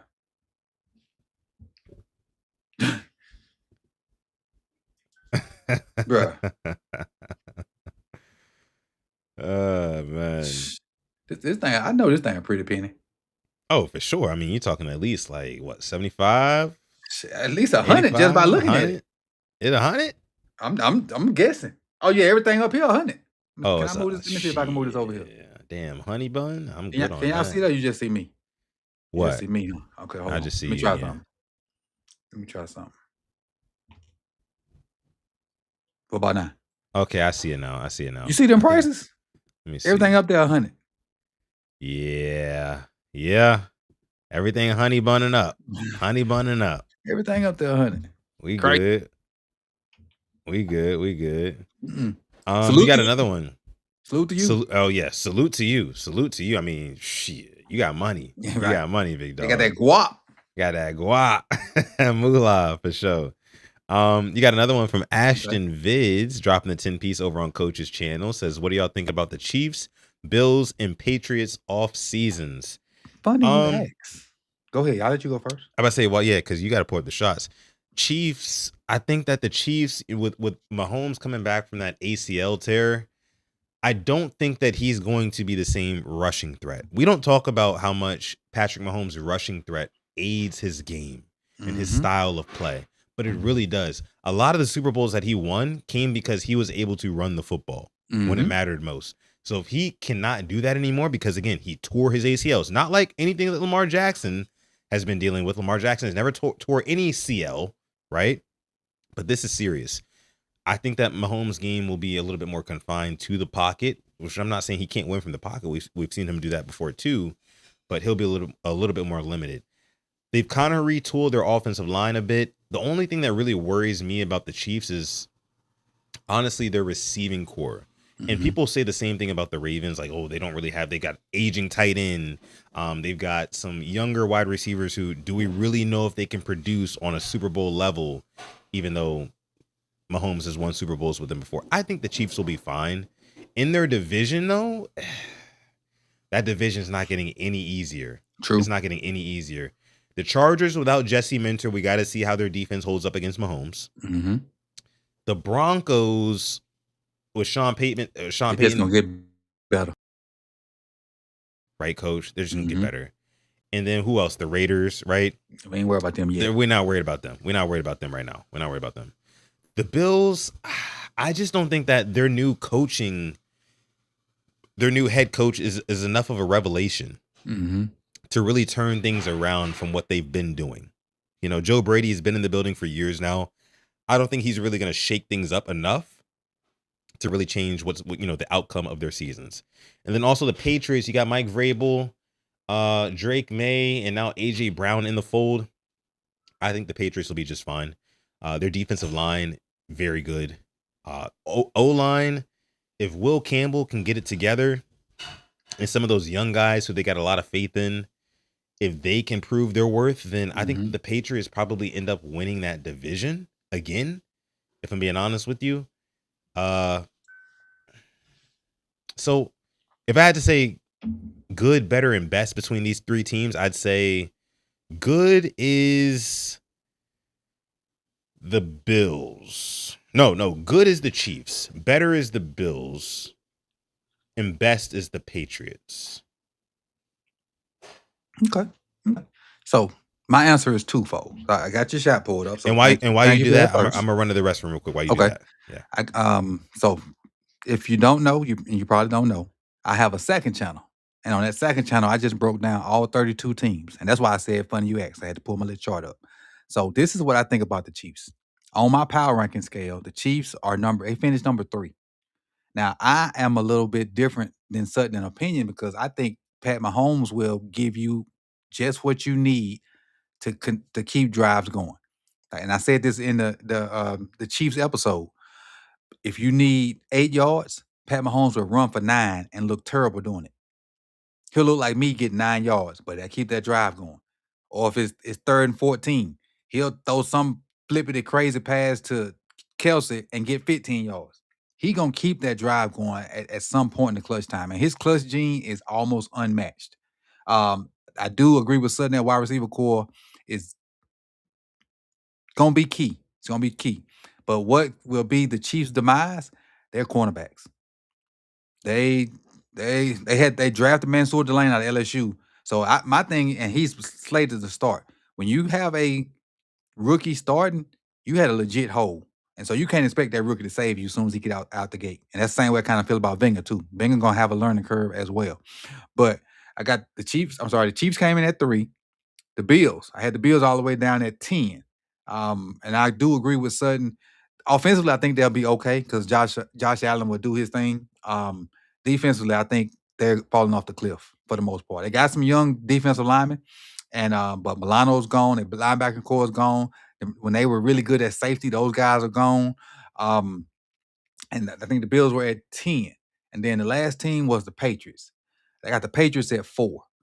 The Patriots, they're going to play defense because of Vrabel. Vrabel's a defensive-minded coach. They're going to play defense with a bunch of average Joes and be really good at it. Drake May got the perfect offseason gift. He got a number 1 receiver that has a lot to prove because people have been writing him off. You're getting an angry, pissed off Mississippian. And he is going to prove a lot of folks wrong up there and Patriots being like, well, not in Patriots, but in Philadelphia, that y'all should have kept me. Y'all should have kept me. But the Patriots are going to play defense because of Vrabel. But if Drake don't fall off the cliff, if Drake had a similar regular season to what he had last year, they'll be in the hunt again, probably pushing whatever their record was, 14-3, whatever last year. They'll be good now. I'm with you with the tackle though, the left tackle situation. That's Campbell, yeah. And then they drafted a tackle too. So if that's gonna be their downfall if they have one. Yeah, agreed. Thank you so much. Did you already take that one for him? Oh, here it is, right here. Here it is. My bad. I got Ashton. I got the yapping. Appreciate the 10. Coach is drinking up for you. Ooh, that smoke. That smoke getting to me. All right. So let me go ahead and pull up our next topic here. This is something that some news that came out earlier today. Jeff Zarebek tweeted it out. You had the Ravens signing a linebacker. Ravens are signing linebacker Jamon Johnson per source. And, Coach, I mean, is this anything other than like a camp body? What do you think? I think they, since Teddy's not back yet, they need a linebacker to play the game. Because Roquan's probably not going to play. Then if you run out there with 3 linebackers, you got Trent Simpson, number 41, I forget his name, and I think you got one other linebacker. So you need at least 4 to try to play these preseason games. Jay Higgins, that's the name. Sorry, I ain't mean to forget your name, Jay Higgins, because if his pop is watching, he will possibly about that smoke. Ask Cole. Ask Cole. Pops about that smoke about Higgins, but Pops don't play about his. And I feel it too. I'll be the same way. He got Twitter fingers about his yeah. He's ready to run up on Cole. That was funny. That's not funny. That is hilarious. Said, boy, who you talking to? Who you talking about? I love that. But yeah, I mean, linebacker depth, of course, with how banged up kind of our linebacking room right now is a little bit thin. So I understand bringing in some competition, bringing in some bodies.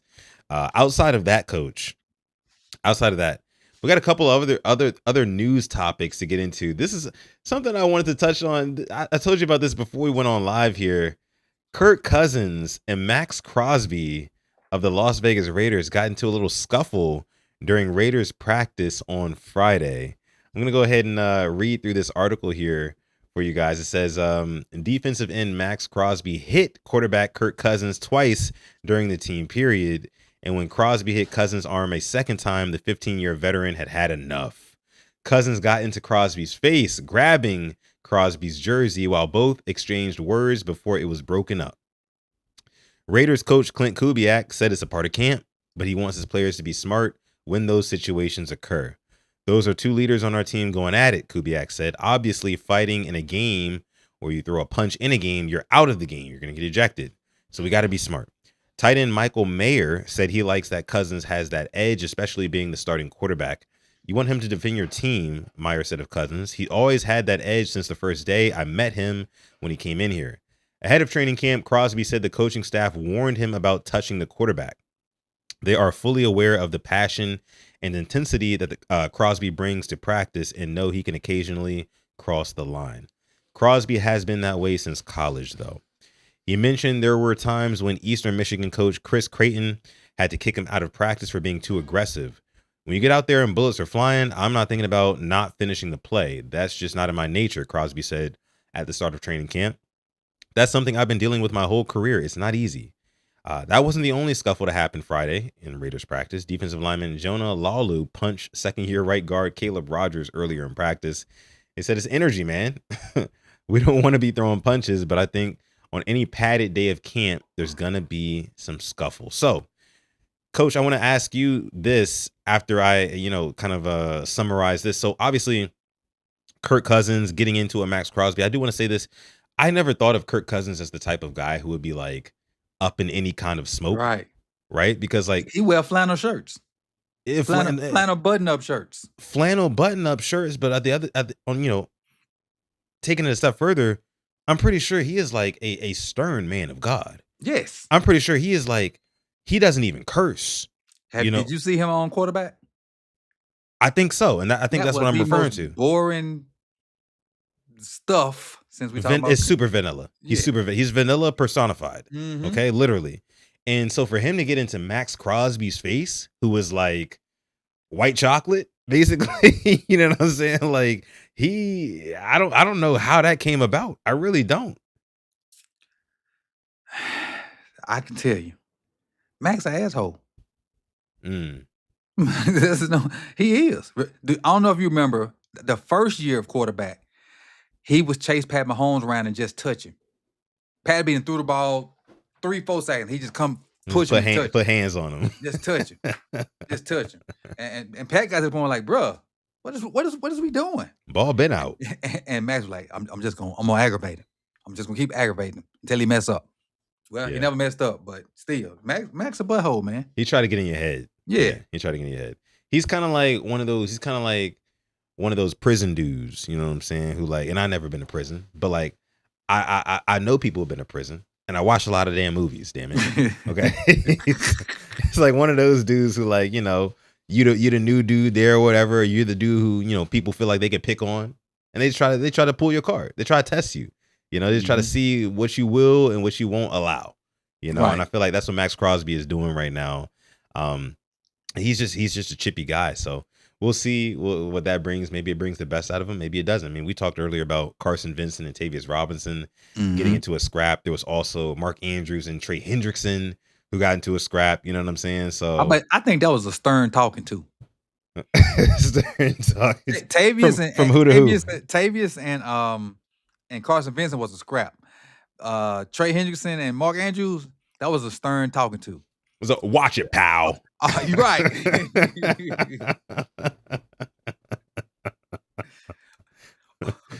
Be like hey. Cut it out. For sure. Who you think you're blocking, fella? Who do you think you're talking to, buddy? Pulling the pants up.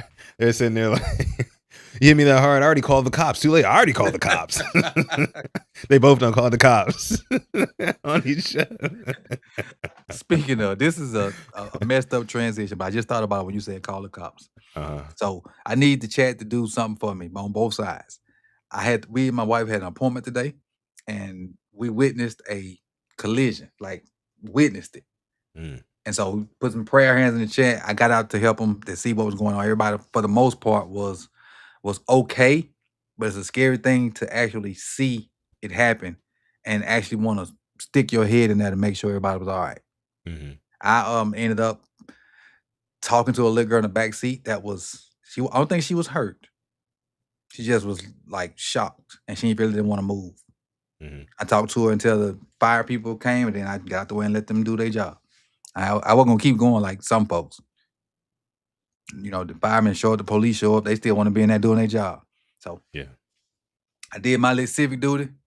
They took it from there, and I just, you know, hopefully everybody's okay. Yeah.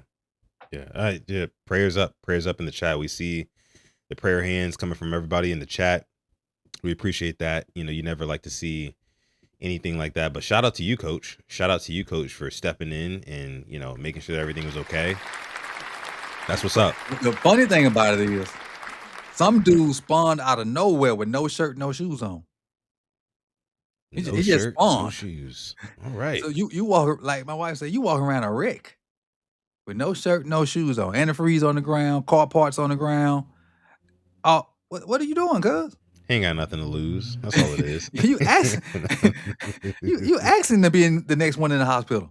You ain't got nothing to lose. That's all it is, Coach. A couple super chats to get to though. Love y'all forever says if Max hit Lamar like that, tables getting turned. Oh, for sure. For sure. If Max, I'm gonna get you, love you forever. If Max hit Lamar and is found out, he won't get out of Owens Mills. Oh yeah. Nah. and the Ravens ain't who I'm talking about. No, it's the City Boys. It's the City Boys.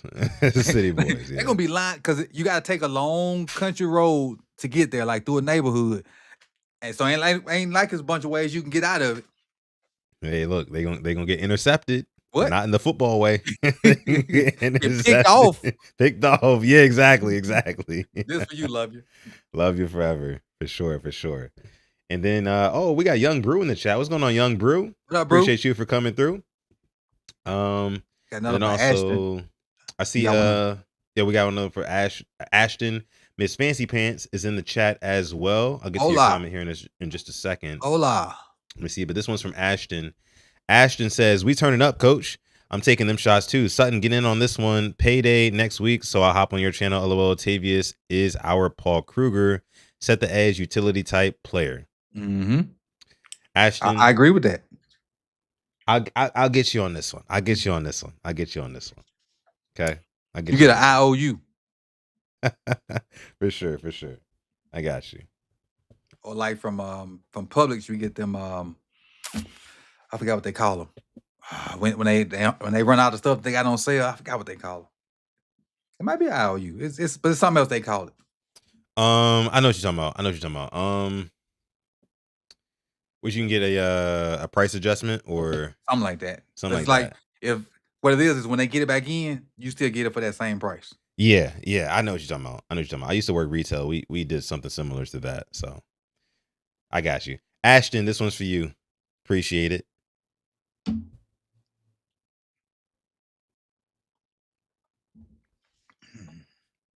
Woo. Oh yeah, Shade's coming on. Shade's activated. Oh, Coach hurting y'all.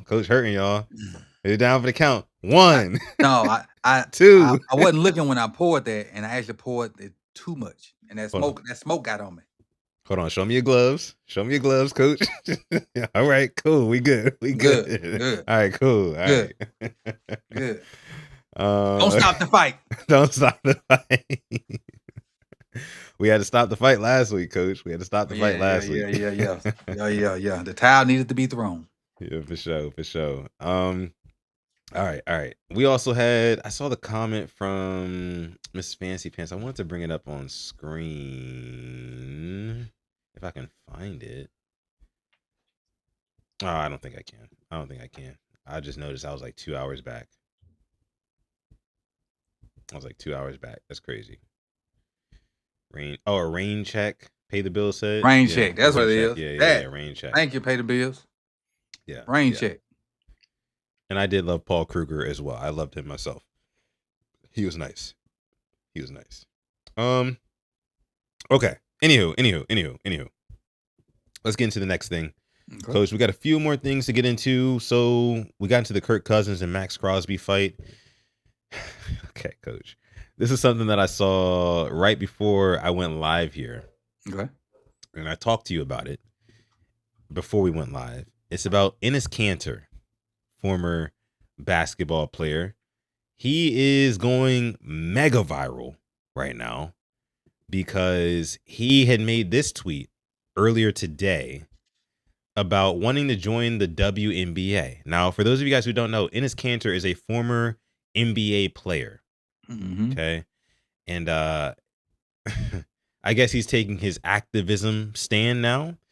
So he tweets this out earlier today. He says, after careful consideration in reviewing the current eligibility guidelines, I'm officially declaring myself a WNBA prospect. He says, if simply declaring who you are is all that's required, then I meet every single requirement necessary to compete in the WNBA. He says, my team and I have carefully examined the WNBA's eligibility criteria and governing frameworks surrounding self-identification and inclusion. Based on the current guidelines, I can and am officially declaring my eligibility for the upcoming WNBA draft in April 2027. I know my presence on the court will stir up some strong opinions. I am definitely not here to mock, make fun of, or disrespect any community or personal choices. I'm simply asking that the current rules be applied equally to everyone. The rules that represent the very values many WNBA players and coaches have publicly abdicated for. My team and I are prepared to ensure these guidelines are applied equally, consistently, and without exception. And I look forward to the WNBA honoring its stated principles. See you at training camp. I bet he dead serious too.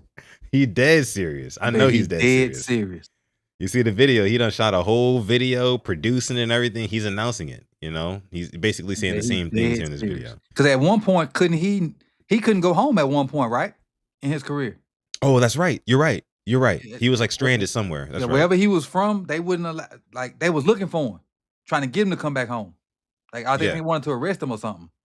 You know what? Somebody said in the chat, Mike said, wasn't he controversial for something back then? Let me look it up. Enes Kanter.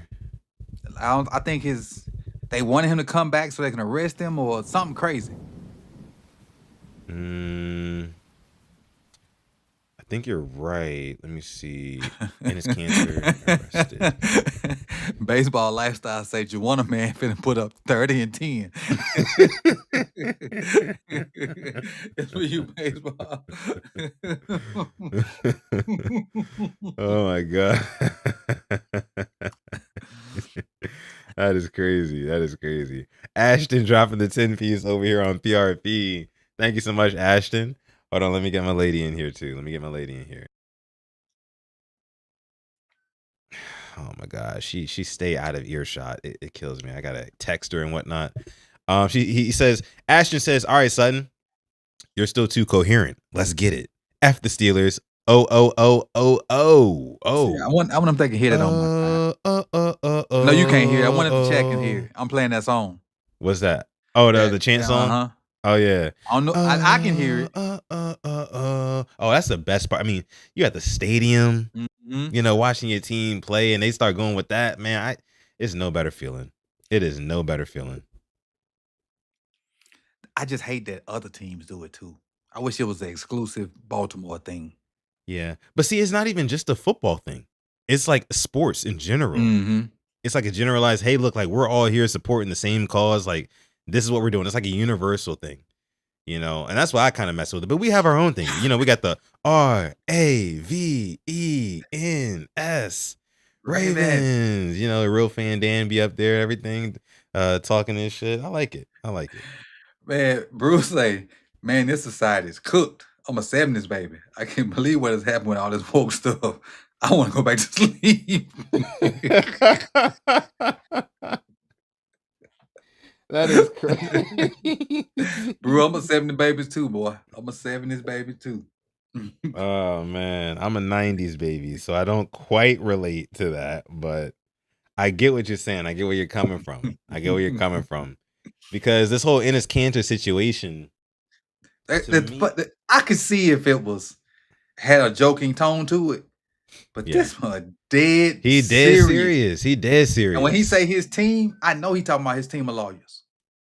I know he is. Yeah. Because they done probably already went over every line in the eligibility rules, every word with a fine-tooth comb before he decided to come out with that. Because he's gonna test and see if they let him hoop. Yeah. Because I mean, like at the end of the day, coach, he is being spiteful. Like he's not doing it because he feels like he wants to legitimately compete in the WNBA. No, he's doing it because wherever he's from, it is not only frowned upon, but it is like, you know, disgusted. Like you can't even talk about this type of stuff. And he's like, okay, I'm from this area. I'm not exactly sure which country he's from. I'm from this country, but I played professional. Like I had my job. My job was in the United States of America, and this is what they're doing in USA. I don't agree with this, but they're saying that people who are born male, who then decide to transition into being female, they can go then and play in the women's league. And he's saying, okay, well, to prove to you how wrong that is, just how wrong that is, me as a man, I'm just going to declare that I want to play in the WNBA, and you can't stop me, right?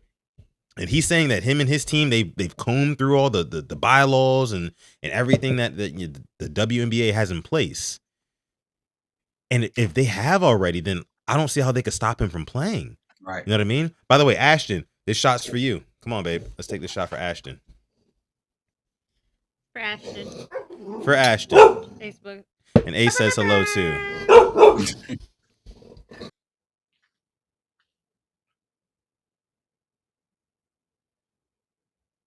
Y'all hurting me. Coach likes when I do that. Thank you, Ashton. Chaos says he's from Turkey. Okay. But yeah, let me see what you guys are saying in the chat here. I want to get the chat's opinion. Right. On this, definitely. Let me see. Hold on. Somebody said something about Sutton can't hang. It's crazy. Oh, baseball lifestyle put up the Juwanna man. Yeah, I got that one. You was doing something. I got that one. You might have been looking for Enes Kanter when it happened. Probably so. Thank you so much, baseball. We appreciate that. Let me see what y'all are saying here, though. Let me see. Nation World says common sense and logic has been lost on society. I agree with that. But common sense ain't so common. It's not. Zay Garcia says the WNBA is a private league. They can That's absolutely stop him from playing. Oh, that's Jose? Mm-hmm. Oh, that is Jose. I had to look closer at the profile pic. Mm-hmm. They absolutely can stop him from playing. You're right. Oh, it is private. Sure, you're right. Yeah, you're right. Sure is private. So since that's the case, then like why would Enes Kanter be so bold, sticking his chest out, talking about some, oh yeah, me and my lawyers, we've combed through this and that, and like we know we can make this happen. And why would he do that? Why would he even embarrass himself like that? Because it is a private league. So if they can just like shut that down, this would make him look like even that much more of an asshole. I mean, nothing more, nothing less, right?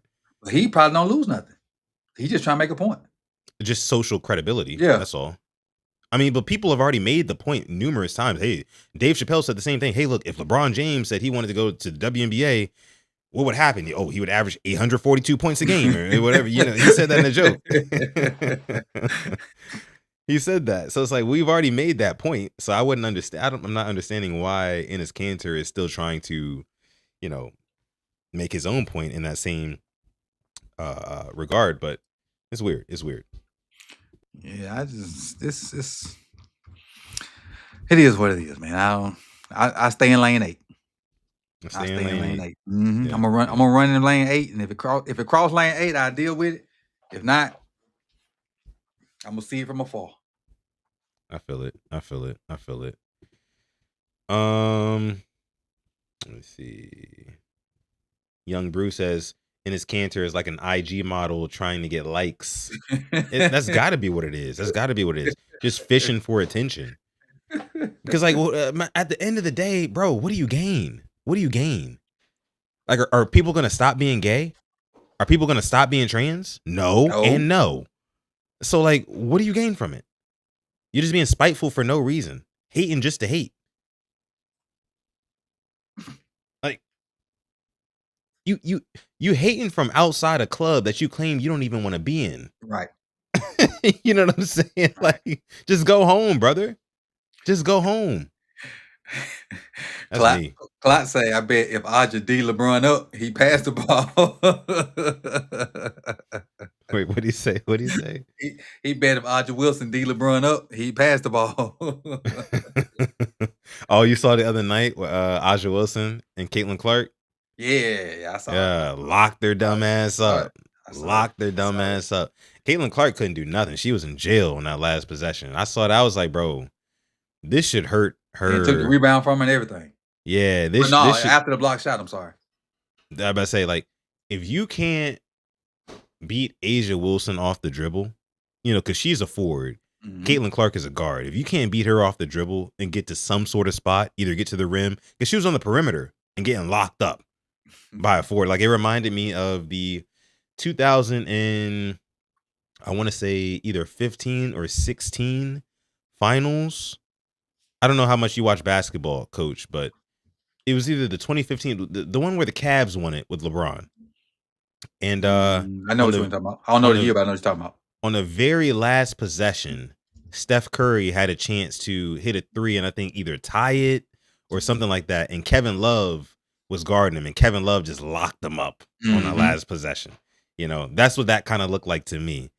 And I'm just like, bro, hey, Caitlin, if you can't beat Asia Wilson off the ball, right? If you can't get to the cup or you can't, you know, get to a step back or something like that, then like, what are we really doing? You know, I feel like Caitlin Clark is overrated. Me, like, personally, I do want her to be like that game breaking superstar, because like I feel like the WNBA really needs that. And there's a couple of ladies who are coming along. I mean, Olivia Miles is doing her thing. You know what I'm saying? In that same game, Jackie Young. The three to tie it up, then the 3 to win it. And wait, was it Jackie Young? I thought it was another girl. I thought it was Jackie Young. I could be wrong. Who hit that shot? The same person hit both of them, though. I do know that. Okay. The shot to tie it, to go to overtime, and then the shot in overtime to win it. I see. Let me see. God's favorite says Steph was on one leg. Kevin Love held his own, says Kabash. Yeah. Kevin Love was locking his ass up. Oh, they said it was great. My bad. They said it was great. Stephanie Gray, right? Stephanie Gray, right? Yeah, I think it was Stephanie Gray. Yeah. Chelsea Gray. Chelsea Gray. Right. Yeah. Chelsea Gray. For Thank sure, y'all. For sure. Thank y'all. For sure. Let me see. Chelsea Gray. That's right. Thank you, Chris. Chris also says highly overrated is Caitlin Clark, but the racist fan club loves her. Don't even watch the game. You know what? This is facts. Because, like, I noticed something, Coach. Even when Caitlin Clark isn't playing well, certain parts of the national media will still try to prop her up as like, oh, she's the golden child. Like, all year, Coach, she ain't been that good. She recently that I've seen had a couple triple doubles here recently, but for the most part of the year, she's mid. She's mid. For the most part, she's mid. Mid for the most part. Yeah. And so, like, I don't understand, like, because, like, you're right, Chris. You're right, Chris. Some national media, they be, oh, y'all need to treat her better. She's the reason why y'all got this, that, and the third. She's the reason why y'all are gonna be, or y'all are making this much money. You're gonna make way more next year or whatever. And it's like, bro, this girl not even cooking like that. She ain't no Luka Doncic, right? She's not. She's not no SGA. She's not.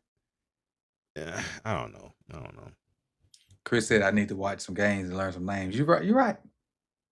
I do too. Right. I do too. You got me on that one. We just be too busy with this stuff. We be so busy with this stuff. It's hard to get to everything. There's so many sports I want to get to, Coach. There's so many different sports I want to get to, but like with these Ravens, there's news every day. Yeah. NFL, the league never sleeps. It's like, we got to get to creating content for all that stuff, but I do need to get on the WNBA more. But Olivia Miles is the one who's been on my radar most recently. That's the kid. Did she go to Notre Dame with the hair? She got the hair? She got the hair and the goggles. Okay. Yeah. And then you still got Juju Watkins, I think is going to come out next year. I hope she's healthy. Me too. She been out a minute. Yeah. But Juju's supposed to be the one. She's supposed to be that one. Yeah. She's supposed to be that one. Okay, Coach, that's pretty much all I had for this episode of the show. What's up? Spider-Man. Oh, Spider-Man. And you got another super chat donation too. Olivia Ball like she had Joe Jackson as the pops. Damn, whooping her ass? That's crazy. That's crazy. With the ass whoopings, with or without. I told you it's a crossover. Ain't no crossover. That's just a cross. You're supposed to cross over. What are you talking about? 100 lashes. Right. Did you like it, or tell me your thoughts on it? I loved it, Coach. And I know you saw it too, right? Mm-hmm. Yeah, I loved it. Since both of us had seen it. Yeah, it was a great movie. 3 things that I loved about it the most. Number 1, I love that they brought the Hulk back. Okay. And real quick before we move on, Tila, thank you so much, Tila. Tila, we love you. Yeah. I just stumbled up on that the other day. I was like, oh shit, Ryan over here. So Tila says our guy Ryan from the Flock Rundown is one of the hosts of AFC North Roundtable. Okay. Wednesdays at 6, show him some love. Okay. I didn't know that. Yeah. He's over on AFC North Roundtable now? Yep. He took Bobby's spot. Bobby was on there before? Uh-huh. No, he wasn't. Yeah, he was. It's 2 of them. Like Bobby Trossett? Yeah, it's 2 of them. I thought it was Samuel Njoku. I think Bobby it was Bob. May have been Bobby first, then Samuel. I thought. No, I think it was Samuel Njoku who was on Roundtable, because there's 2 AFC North shows. There's Roundtable, and then there's AFC North Talk. I'm thinking about the thing with Cole. My bad. I'm thinking about the thing with Cole. My bad. Okay. My bad. So yeah, Samuel Njoku was on the first one. Yeah. Okay. And that Samuel Njoku was on the one that got Zim Hude on it, and then Son is on there with Quincy and one. The one with Sonny and Quincy is the most civilized one.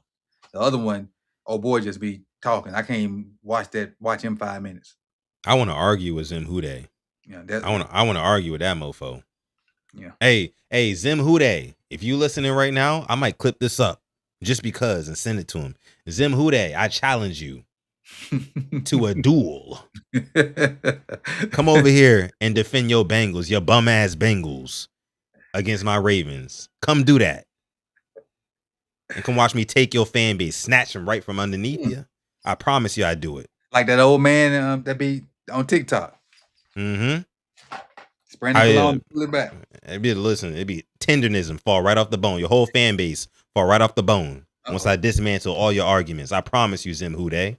Talking about some bum ass Bengals, bum ass Burrow, bum ass Jamar Chase and T. Higgins. They not bums. They good. They good. Them boys good. But listen, our boys better. You feel me? Our boys better, by and large, that is. I'm not talking about receiving core. Chris say that's the problem with that show, Chris. They ain't got no real on there.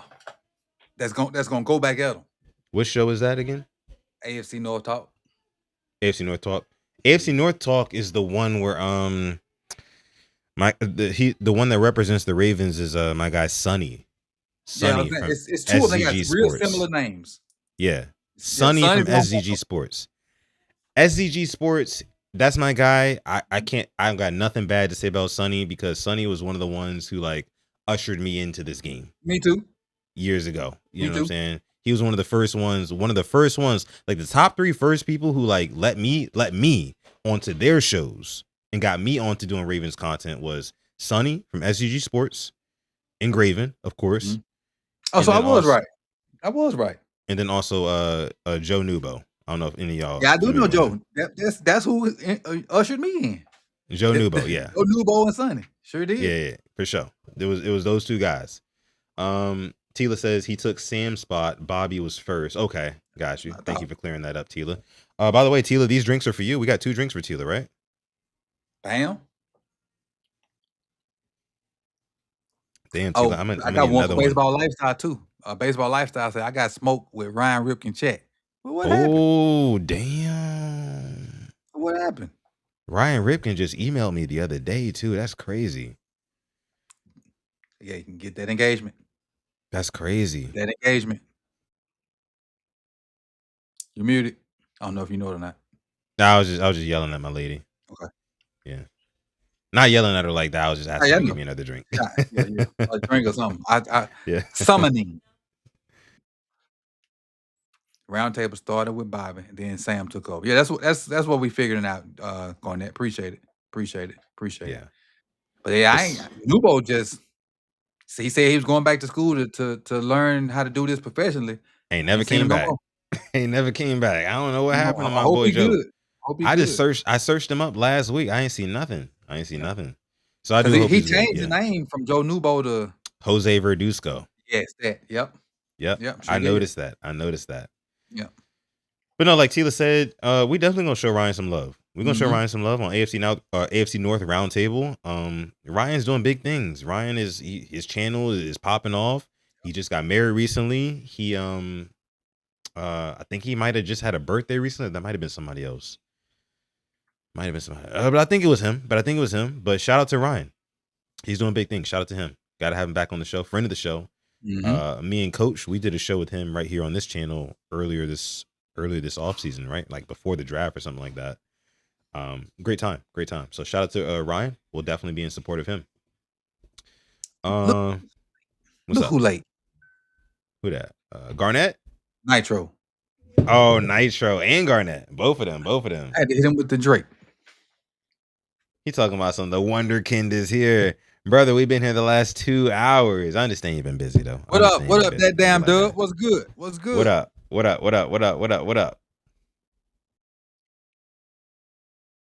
Did you see him with the Rashod the other day?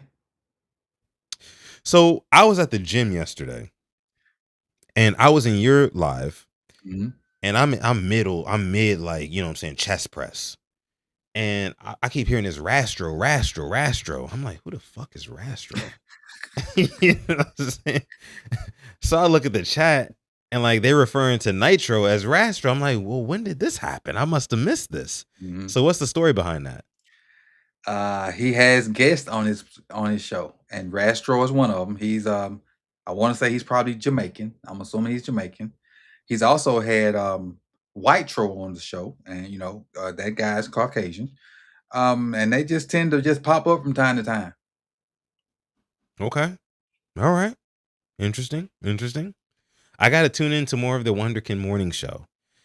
So there's a couple morning shows that I like to watch that are my favorites, right? Because me and you, Coach, we don't do morning lives like that. You know what I'm saying? I do it a little bit, maybe here and there. But me and you, we're normally like afternoon guys. Now, I will say some of my videos, if you don't see my face, they probably was done in the dead of the morning. Like your film study videos? Like if my face on, I'm probably sitting here with a cup of coffee doing the video. That cup of coffee be doing it too. That cup of coffee. Oh man, listen. But no, yeah, a couple of morning shows that I really do enjoy, because a lot of times I catch the replay of the Wonderkin morning show, and then I catch the replays of the Jose and Hendo morning show over on LBHT and Rogue Pod. Shout out to them. Both great content creators. Yep. I love what they put out. Like if you are not already subscribed, please go subscribe to Lunch Break Hot Take.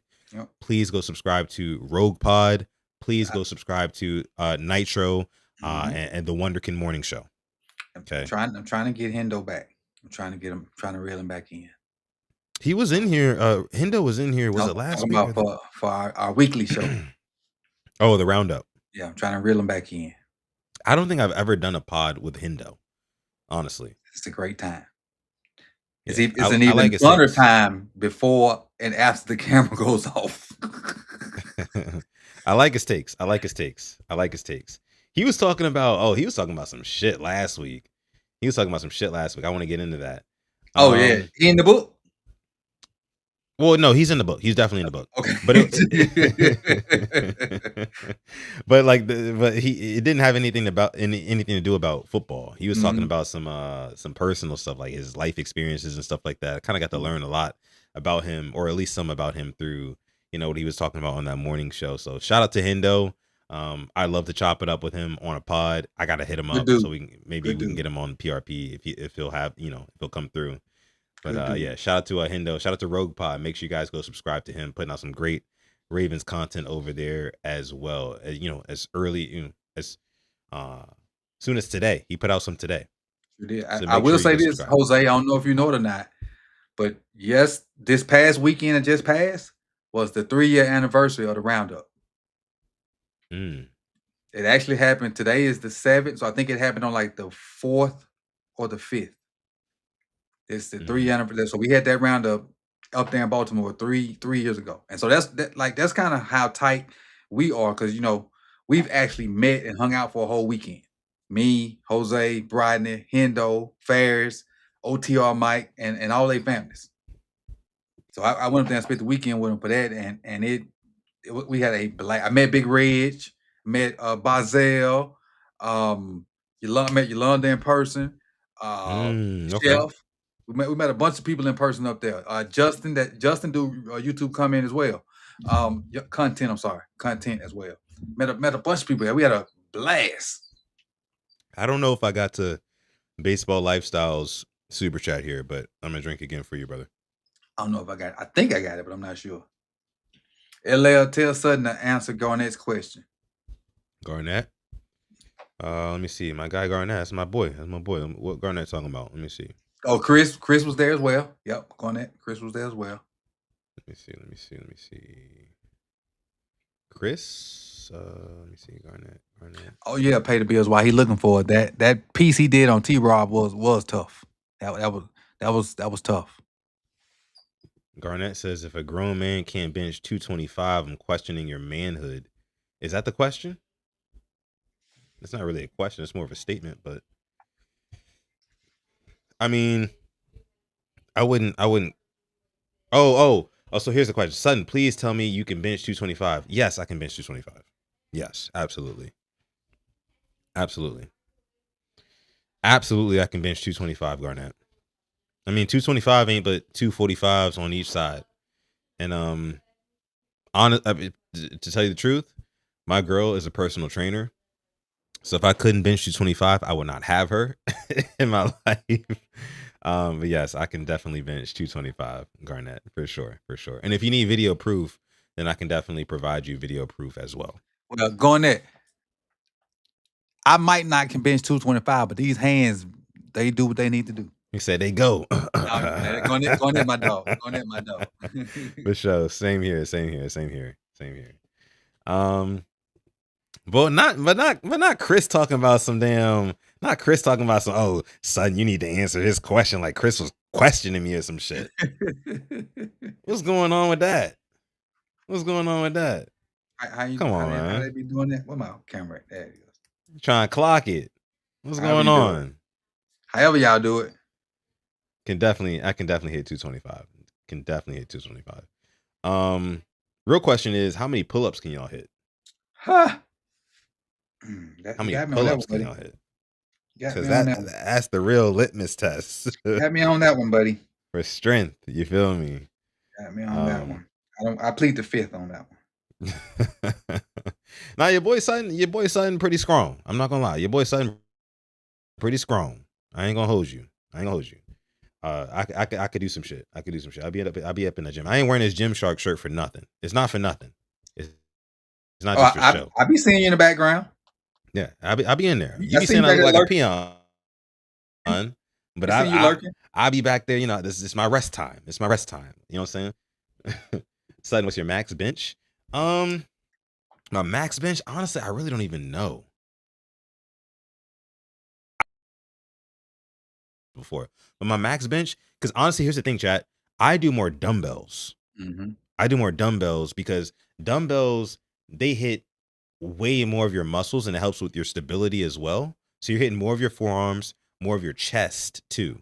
And like dumbbells just feel more effective than like regular standard bench. And I focus more on like endurance training than like actual just like powerlifting and like, what my max is and things like that, because I want to be functionally strong. I don't want to be able to hit 315 one time. I'd rather hit 225 10 times than 315 once, Like I'd rather be able to do that. So that's where I'm at.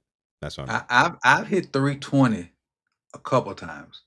And at the time I did that, there's me and some of my homies, we took a picture, and somebody always referenced that picture about how my shoulders and stuff was looking at that time of my life. Because we was going hard, boy. It was a coach's lift in the morning. And so every morning we was in there, before school, getting it in. And I was Breakfast Club. Basically. And I didn't notice it until she mentioned it. And I look back, I'm like, man, Traps was up there nice and busting out a few of his shirts. Yeah, it was crazy. My traps are my favorite. My traps are my favorite muscle.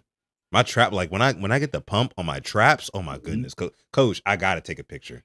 I'm not gonna lie to you, like that's how I be. I gotta keep that progress. You know what I'm saying? I love my traps. I do. I be hitting them shoulder shrugs. Oh my goodness. It's my favorites. This take a lot of my damn time. It does. See, here's my thing. I realized, Coach, that like Class A, he benched 2 Rice Krispie treats.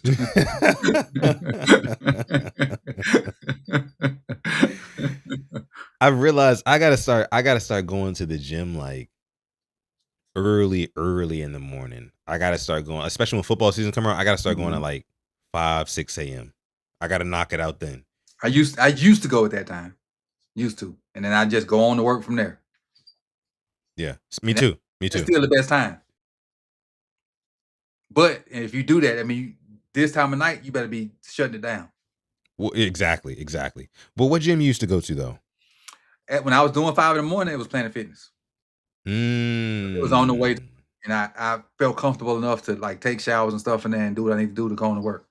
Not the Purple Planet. Yeah, I was. Let me tell you about the Purple Planet. I went in there about 4 or 5 years ago to cancel my membership because Oh, The school, he ain't getting away with that. the school provides us with a free gym. The only downside is I can't take my wife because you got to be a school employee to go. Right. And so I went in there because she wasn't going. I was like, I'm gonna just let this go. They said they canceled my stuff at the desk. Next month, $21. I forget about it. Next month, $21. Yeah. I called somebody after the second month. Oh yeah, they said they was canceled such. Okay, well I appreciate you taking care of it. Thank you. Next month, $21. So now I forgot for real about it. So that $21 come third, fourth every month. I keep forgetting about it. See, I just thought about it now because that $21.95 is still coming out. She get to adding up. She get to adding up, coach. I ain't stepping in 2 years. Damn, bro. Yeah, that's the thing. They make it so hard for you to cancel your membership. Like it's damn near impossible to cancel a membership. But you speaking about like trying to bring your lady to the gym. I tried to do the same thing because the place that I used to work at. I used to work for the government. I used to work at the Pentagon. The feds, y'all. No, I'm not the feds. The feds, y'all. I'm not the feds. I'm not the feds. But like, if you don't know nothing about the Pentagon, which a lot of y'all don't, most people don't, but it's basically a big ass city inside of it, right? Mm-hmm. There's restaurants, there's shops, there's a gym. And like, I used to work out at the gym inside the Pentagon. It's located in the basement, right? And that's all I'm going to tell y'all because I signed an NDA. I can't say nothing more. However, one day I tried to bring my girl up there because she wanted to be a guest, right? And work out there because it's a state-of-the-art gym, as you could imagine, at the Pentagon. State-of-the-art. And she's a gym head, as you know. Mm-hmm. But when we got there, I didn't know that I had to like do all this extra stuff to like register her to be able to enter the building, which I should have known at the time. But I had just started working there. I just found out they had a gym. I was like, oh, they got a gym. All right, bet. Cool. Girl, my girl, we going. But we get up there. We in our gym clothes. We walk all the way up to the door.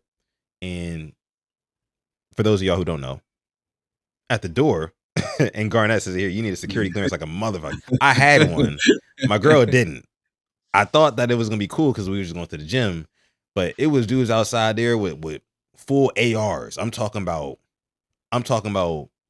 full length rifles. You know what I'm saying? Like ready to lay mofos down. They talking about some like state your business type shit. I'm like, yeah, me and my girl, we just trying to go to the gym. I got a clearance. I work here. I'm bringing her in with me. They're like, nah, who's she?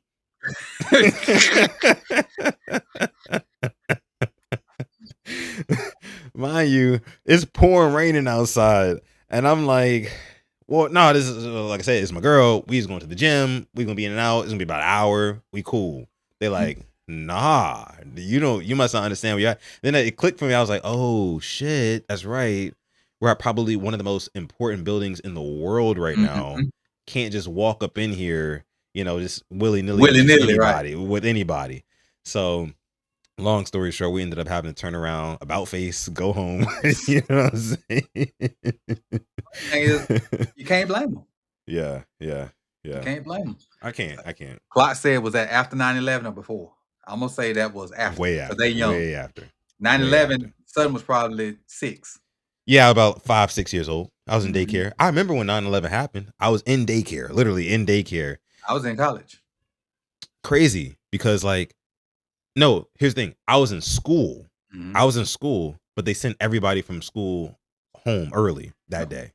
And when I got to my aftercare, my daycare or whatever, the my daycare provider, she didn't have us in the normal room that we would normally be in. She had us in like her own living room because it was her house. Oh, okay. And like she had it on her big screen TV, the Fox News headline, like 9/11 has happened. And I just remember watching it, 5, 6 years old. I'm watching, I'm like, what the hell is happening right now? This is why we had to go home from school early? Right. It's like, oh, this is kind of crazy. And like, obviously that reverberated throughout everything for another 10, 15, 20 years and still to this day. You know what I mean? I remember the day vividly. I commuted. I didn't go traditionally through college. I made my 2 years of JUCO playing baseball, got married, went to work, and then went back to school like a couple of years later.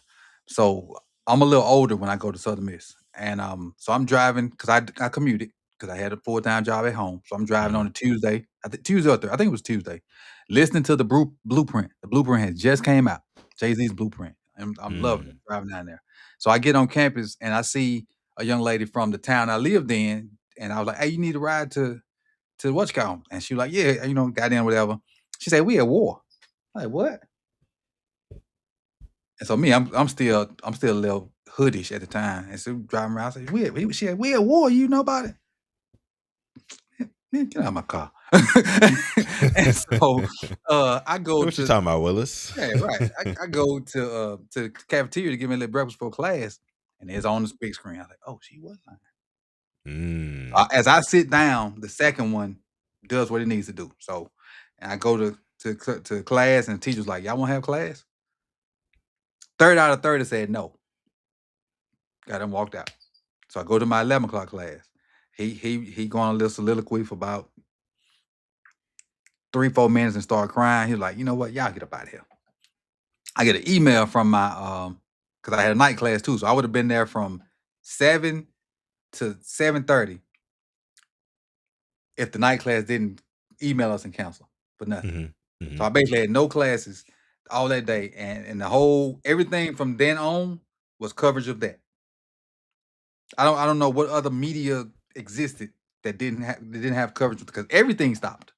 Everything, sport, the world, yeah, the world stopped, which is crazy. Yeah, I mean, can you really think about like, because you're older than me, Coach? So I really want you to answer this. Like, how many times has the world stopped like that in your lifetime?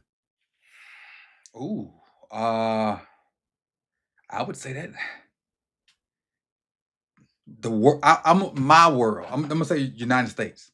Okay, maybe twice. I'm gonna say that, and I think maybe Columbine. Columbine. Oh yeah, obviously COVID. Obviously that. Well, yeah, for sure. Obviously that. Yeah. I'm thinking about just like a certain event that just kind of shut everything down. Michael Jackson dying. That shut everything down for me. Yeah, my life kept going. But and I'm not saying that I don't like Michael Jackson. I love Michael Jackson, but when it happened. No. Well, not even like it necessarily was like for you, but like it did shock the world in terms of like news cycles covered it for weeks. You know, like that's what I mean by like stop the world. Like it was a monocultural, like that this is going on. You know, COVID is definitely one of those things. Definitely. 9/11 for sure. Columbine, I don't really remember, obviously.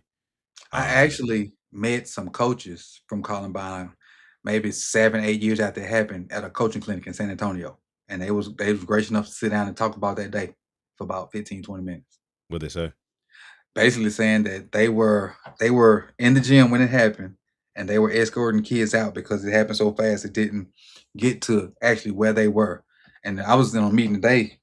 It took 77 minutes for them to end that situation. We had our safety training at work today. It took them 77 minutes to end that particular situation. Yeah, because the shooters were like really, really up high. They like had some super high ground. And I think like what was their freaking motivation was like a video game, right? Duke Nukem. I guess I don't really remember. I think I saw a documentary or something like that one time, and like it was a crazy documentary on the Columbine shootings, and that was what they said. Somebody mentioned the Sandy Hook shootings. Yeah, that was a big thing too. Huge, like terrible, horrible, crazy. Yeah, crazy. The reason I say them because I think that was the first one that got like the national attention. Columbine? I think. No, you know when the world stopped? Rodney King. Rodney King. Remind me, what happened with that again? So Rodney King got beat by the LA Police Department. It was on camera. It's the first time that they caught the police being foul. All of them got acquitted. Sound about right. All of them got acquitted. That's the first time where it was on video of them just bam, That's just hammering it. Like, that's on brand. Yeah. Whole evidence. All got to quit it.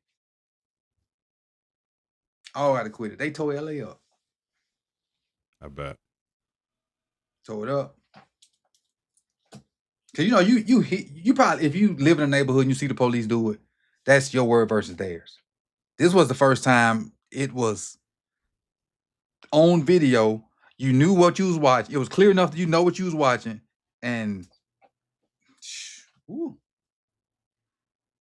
crazy. Miss Fancy Pants says in the chat, the protesters storming the Capitol was pretty polarizing. That was. Yeah, I was at work during that. That was. Or no, so that's part of 9/11. I was thinking about when it hit the Pentagon, but that was part of 9/11. Yeah. So. Yeah. My old boss was like, and my old boss from the Pentagon, she was actually in the Pentagon during 9/11. And she always used to recount stories of like what happened. And she had this crazy story of like when the plane hit, she was with a group of 4 people and they were running towards one way. And the 4 people said, hey, look, we want to go this way. We think we can escape this way. And she said, no, I think I'm gonna go that way. She went the other way. She survived. The other 4 people, they ended up dying, So she used to tell that story all the time. It's crazy stuff. Wow. Crazy stuff. Tila says, I can't breathe, like the George Floyd moment. That was big. That was big for sure. These moments are happening way too often. Is the point. Yeah. Way too often. Chris says Martin Luther King passing shut the South down. Mm-hmm. Yeah, for sure. Oh, we did just have a national holiday though. Mike M just put it up there. We just had a national holiday like yesterday, maybe, I think. Let's see. Mike M block game. Behind the chat. There you go. Throw the hat up. That was crazy. We will never forget it. O.J. Simpson. Oh man, you know what I hate about O.J. Simpson? What? I ain't have very many channels. I lived in the country, y'all. I had like 4 or 5 channels at the time. So I'm watching NBA. They cut NBA to follow this white bro. I'm like, what y'all doing? We don't care about him. Put the game back on. Oh my God. I know the O.J. Simpson trial was very polarizing as well. Super polarizing. Split people in half. Somebody said Kobe passing was actually surreal. I think that was baseball lifestyle said that. Yeah. That was a crazy thing. Chris said something earlier. Aaliyah. That hurt. Aaliyah in the plane. Oh yeah, man. That hurt. Yeah.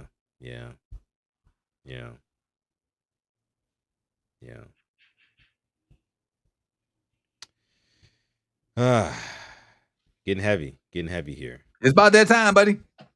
Melodic Chef just said this a long ass stream. It's about that time. Yeah, about that time. About that time. Hey, what I will tell y'all, I didn't tap out this time. Stood strong. Stood 10 toes. Stood 10 toes. But on the other note, make sure you go follow More Sip to Tally.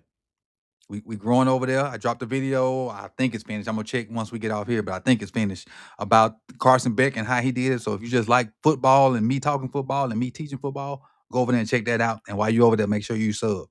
You got to answer this question. Tupac versus Biggie. Who you got? Don't run from it. Okay. I got a feeling it's gonna be Biggie, chat. Oh no, it's Tupac. It's Pac. Hold on. Nah, man. I got Biggie. I got Biggie too now. Pac's number 1 all time for me. Biggie's 2. I got Big number 1. First off, oh my bad. Sorry. Pac was about to come out.